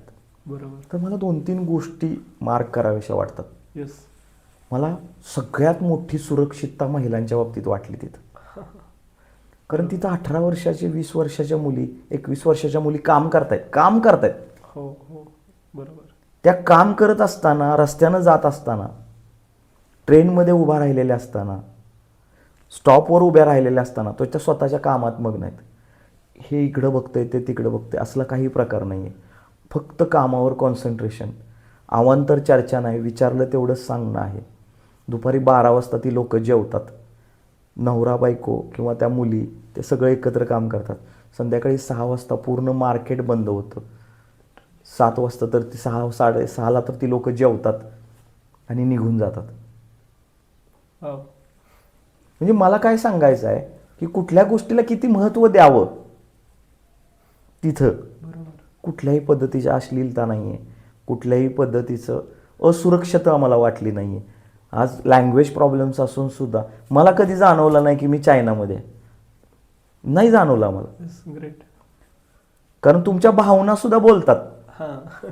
Absolutely right. येस. हे मला तिथं जाणवलं. त्यामुळे कुठंतरी मी असं म्हणत नाही 10% जरी आपण घेऊन आलो. बरं, हे सगळं आपल्या लिडर्सनी सांगितलेलं आहे. महाराजांचं उदाहरण दिलं तुम्ही, त्यांची सुरक्षितता ही आहे ना. Yes, absolutely. मग ते प्रत्येक कास्ट वाईज जाण्यापेक्षा, कम्युनिटी वाईज जाण्यापेक्षा, राज्य वाईज जाण्यापेक्षा, देश वाईज जाण्यापेक्षा प्रत्येकानं स्वतःची जबाबदारी म्हणून जर केलं तर काही गरजेचंच नाही ना. खरं आहे. अगदी बरोबर. तुम्ही जबाबदारी म्हणून करा. ते महत्त्वाचं आहे अक्षरशः. ज्या ज्या प्लॅटफॉर्मवरती महिला आहे, माझी भगिनी आहे, कोण आहे, माझ्या कंपनीत आल्यानंतर सुरक्षिततेची जबाबदारी माझी. समाजामध्ये चालत असताना आपली सुरक्षितता सगळ्यांची. बरोबर. घरी आल्यानंतर ह्या पद्धतीनं कुठंतरी होणं गरजेचं आहे. लहान मुलं असतील, बाकीचे असतील, महत्त्वाचं. म्हणजे समाधानाची व्याख्या त्यांना कळाली, आपल्याला नाही. कशात आहे नेमकं. Absolutely right. तुमच्याशी चर्चा करत असताना मला हेही जाणवलं की आत्ताही आणि आपण तुमच्या ऑफिसमध्ये बोलत होतो त्यावेळी की सेवा तुमचं आम्हाला सल्ला होता की डू ॲज अ सर्व्हिस. जे काही करत आहे ते सेवा म्हणून करा. सो ह्याच्या पाठीमागं काय आहे नेमकी, काय धारणा आहे तुमची? काय होतं, सेवेमध्ये तुम्हाला इगो जागा होत नाही कधी. आणि तुम्ही तुमच्या कामाला न्याय देता. तुम्ही माझ्याकडे आलाय, कन्सल्टन्सी घेण्यासाठी आलाय. ओके. तुम्ही अडचणीत आहात, तुम्हाला मला बाहेर काढायचं आहे किंवा योग्य सल्ला द्यायचा, तो सल्ला दिलाय म्हणून तुम्ही मला माझ्या जगण्यासाठी लागणारं जे अर्थार्जन आहे ते मला तुम्ही देताय. बरोबर. लक्षात आलं. येस. मी हे अशा पद्धतीनं बघतो. म्हणजे मी तुम्हाला सेवा देतोय, माझ्या ज्ञानाची सेवा देतोय. उद्या माझ्याकडे ही वस्तू आहे, ही वस्तू बनवून तुम्हाला देतोय, त्याच्या बदल्यात तुम्ही मला मोल देताय. म्हणजे भारतीय बार्टर सिस्टीम्स. करेक्ट. त्याला कमर्शियल झालंय हा नंतरचा भाग आहे. परंतु सेवा बोलण्याचा अर्थच तो आहे. ते देत असताना कुठं मनात किंतु परंतु राहत नाही. मी एवढंच देतो तेवढंच देतो. करेक्ट. तुम्ही एखादं काम करत असताना आज कोणत्या मुद्द्यावरती बोलायचं आहे हे तुम्ही ठरवता, त्याची स्क्रिप्ट तयार करता. बरोबर. तसंच आहे की तुम्हाला काय पाहिजे माझ्याकडून हे ज्यावेळेला ठरतं त्यावेळेला ते एका वर्कमध्ये जातं. त्यावेळेला व्यवहार होतो. व्यवहार ज्या वेळेला होतो त्यावेळेला ते मोबदला दिला जातो. आणि तो मोबदला दिल्यानंतर मग मला आता मोबदला मिळालाय, मी एखादी पूजा केलेली आहे सत्यनारायणाची, त्याच्या बदल्यात तो मला मोबदला आहे. तीच भावना आहे माझी तिथं, ती सेवा आहे माझी. आणि ते मला भगवंताने डिझाईन करून पाठवले. ही तुझी सेवा, या लोकांना तुला हे द्यायचे, ही तुझी सेवा. कदाचित पुढच्या जन्मी कुठंतरी मी वर्कर म्हणून जन्माला येईल, माहीत नाही ना. बरोबर. म्हणजे थोडक्यात काय आहे, निर्मिती ह्याला खूप महत्त्व आहे. निसर्गाचं सगळ्यात शुद्ध कार्य निर्मिती आहे. त्यामुळे प्रत्येक व्यक्तीचा रोल हा ठरलेला आहे. बरोबर. त्याचा निर्मितीसाठीच जन्म झालेला आहे. नक्कीच. म्हणजे जर निर्मिती हा शुद्ध भाव आहे तर सेवा ही सुद्धा तिथं आली पाहिजे ना, तर तुम्ही त्याला न्याय द्याल ना. अगदी बरोबर. व्यवहार होणं गरजेचंच आहे. व्यवहाराशिवाय तुम्ही जगू शकत नाही, समाधानी होऊ शकत नाही. तो एक पार्ट आहे, पण त्याचा सपोर्टिव्ह पार्ट आहे की शुद्ध सेवा हा महत्त्वाचा. Absolutely right. ॲक्च्युली काही प्रमाणात आपल्या महाराष्ट्रीय लोकांकडे ह्यामुळेच असं बघितलं जातं की ते खूप ताट आहेत. इगो येतो, त्यामुळे ते फार भारी बिझनेस करू शकत नाहीत. किंवा गुजरातची लोक खूप छान करू शकतात, किंवा मुंबई त्यांनी फार भारी कॅप्चर केली आहे as far as market is concern. So असं वाटतं का की हे खूप जास्त आपल्याकडेच आहे की हे सेवा किंवा सर्व्हिस म्हणून बघितलं जात नाही आपल्याकडं? नाही, काय होतं त्याच्यासाठी तुम्हाला जे पूर्वी काळापासून जे चाललेलं आहे हे तुम्हाला कुठं बघायला मिळतं, तर ते भांडवलशाहीचे इफेक्ट्स आहेत ते. ओके. हे जे तुमचे इफेक्ट्स आहेत ना पश्चिम महाराष्ट्र वगैरे, हं. हे सहकार जे रुजलं गेलं, सहकारातून तुम्हाला जी सदनता आली, ते सदनता आल्यानंतर कुठंतरी आपण हे आदिवासी होतो हे आपण विसरलो. बरोबर बरोबर. आणि त्याच्यामधून तो इगोस्टिक झालो आपण, किंवा तो पैशाचा गर्व आला आपल्याला आणि कुठंतरी ते विसरलो. मग ते कुठंतरी संस्काराच्या स्वरूपात आता पुढे देणं गरजेचं आहे. नक्कीच नक्कीच. गुजराती, मारवाडी, पंजाबी, साऊथ इंडियन ही जी लोक आहेत, आपल्यातली ही लोक खूप छान आहेत. जी आपल्यातली लोक जसं विटा वगैरे, कडेपूर्व, ही जी लोक बाहेर गेलेली आहेत व्यवसायासाठी, त्यांच्याकडे विनम्रता आहेच. बरोबर. पण कुठली लोक बाहेर गेली? ज्यांच्याकडे प्रतिकूल परिस्थिती होती ती लोक बाहेर गेली. म्हणजे जगण्यासाठी ट्रॅव्हल केला त्यांनी. बरोबर बरोबर आहे. यस. ती लोक जमिनीवरच आहेत, त्यांना तो इगो नाहीये. म्हणजे याचा अर्थ असा होतो, तुम्हाला लिमिटेड नॉलेज आणि तुम्ही एका रेडियसमध्ये राहिल्यामुळं हा भाव जन्म. तुम्ही त्याच्यासाठी एक्झिबिशन्स बघितले पाहिजेत, वेगवेगळ्या व्यवसायाच्या व्हिजिट्स केल्या पाहिजेत, वेगवेगळ्या देशांमध्ये गेला पाहिजे, तिथली लोक त्यांचा कल्चरचा अभ्यास केला पाहिजे, ती लोक कसं काम करतात हे बघितलं पाहिजे. हा अवेअरनेस पहिला आपल्या लोकांच्याकडून आला पाहिजे. माझा मुलगा IIT-ला गेला पाहिजे, ओके ठीक आहे, पण IIT-ला का गेला पाहिजे हे 100% लोकांना सांगता येत नाही. माझा मुलगा IIT-ला का गेला पाहिजे? खरंय. का त्याच्यामध्ये ते टॅलेंट आहे, त्याच्यामध्ये तो शास्त्रज्ञ लपलेला आहे. बरोबर बरोबर. कशासाठी? हे कुठंतरी मिस आहे. म्हणजे तुम्ही जे म्हटला करू असं नाही. तुम्ही प्रयोग करा. एखाद्या व्यक्तीला, तुमच्यातल्या एखाद्या मुलाला व्यवसायासाठी बाहेर ठेवा, ॲटोमॅटिकली विनम्रता येते. यस. डिलिंग विथ इथं तुमचं काय झालंय, माझा मित्र, माझं हे, माझं पॉलिटिशियन, माझा हा नगरसेवक, माझं हे, म्हणजे तो म्हणजे असा असतो की काही नाही, माझं ह्याच्याशिवाय माझं जग नाही, असं होत नाही. खरंय खरंय. म्हणून प्रवास हे तुम्हाला घडवतं. तुमचा प्रवास झाला पाहिजे. खूपच छान ॲक्च्युली. सो झालेत माझे प्रश्न खरं तर, आणि मागचे जवळजवळ 1 तास आपण बोलतोय, आणि तुमचे अनुभव खरंच खूप इन्साइटफुल होते. I just got lot many things from you. आणि अर्थातच ते मला, कंपनीला आणि अनेक लोकांना जे ऐकतील त्यांना 100% उपयोगी पडतीलच. So thanks a lot. आलात, तुमचे अनुभव शेअर केलेत, तुम्हाला जे खरं तर ज्ञान आहे ते आम्हाला दिलं. माहिती नाही आहे ती खरं तर, फक्त ते ज्ञान आहे. सो थँक्स अ लॉट, आणि थँक्स फॉर युअर टाईम. नक्कीच नंतर भेटू अनेक कारणांसाठी आणि अनेक विषयांवरती बोलण्यासाठी. आज आलात त्याबद्दल खरंच खूप धन्यवाद. Thank you. Thank you. Thank you very much. कृपया चॅनलला सबस्क्राईब केलं नसेल तर सबस्क्राईब करा, व्हिडिओला लाईक करा, कॉमेंट करून आमचं काम कसं वाटलं हे आम्हाला नक्की कळवा, आणि शेअर करून जास्तीत जास्त लोकांपर्यंत पोहोचवा.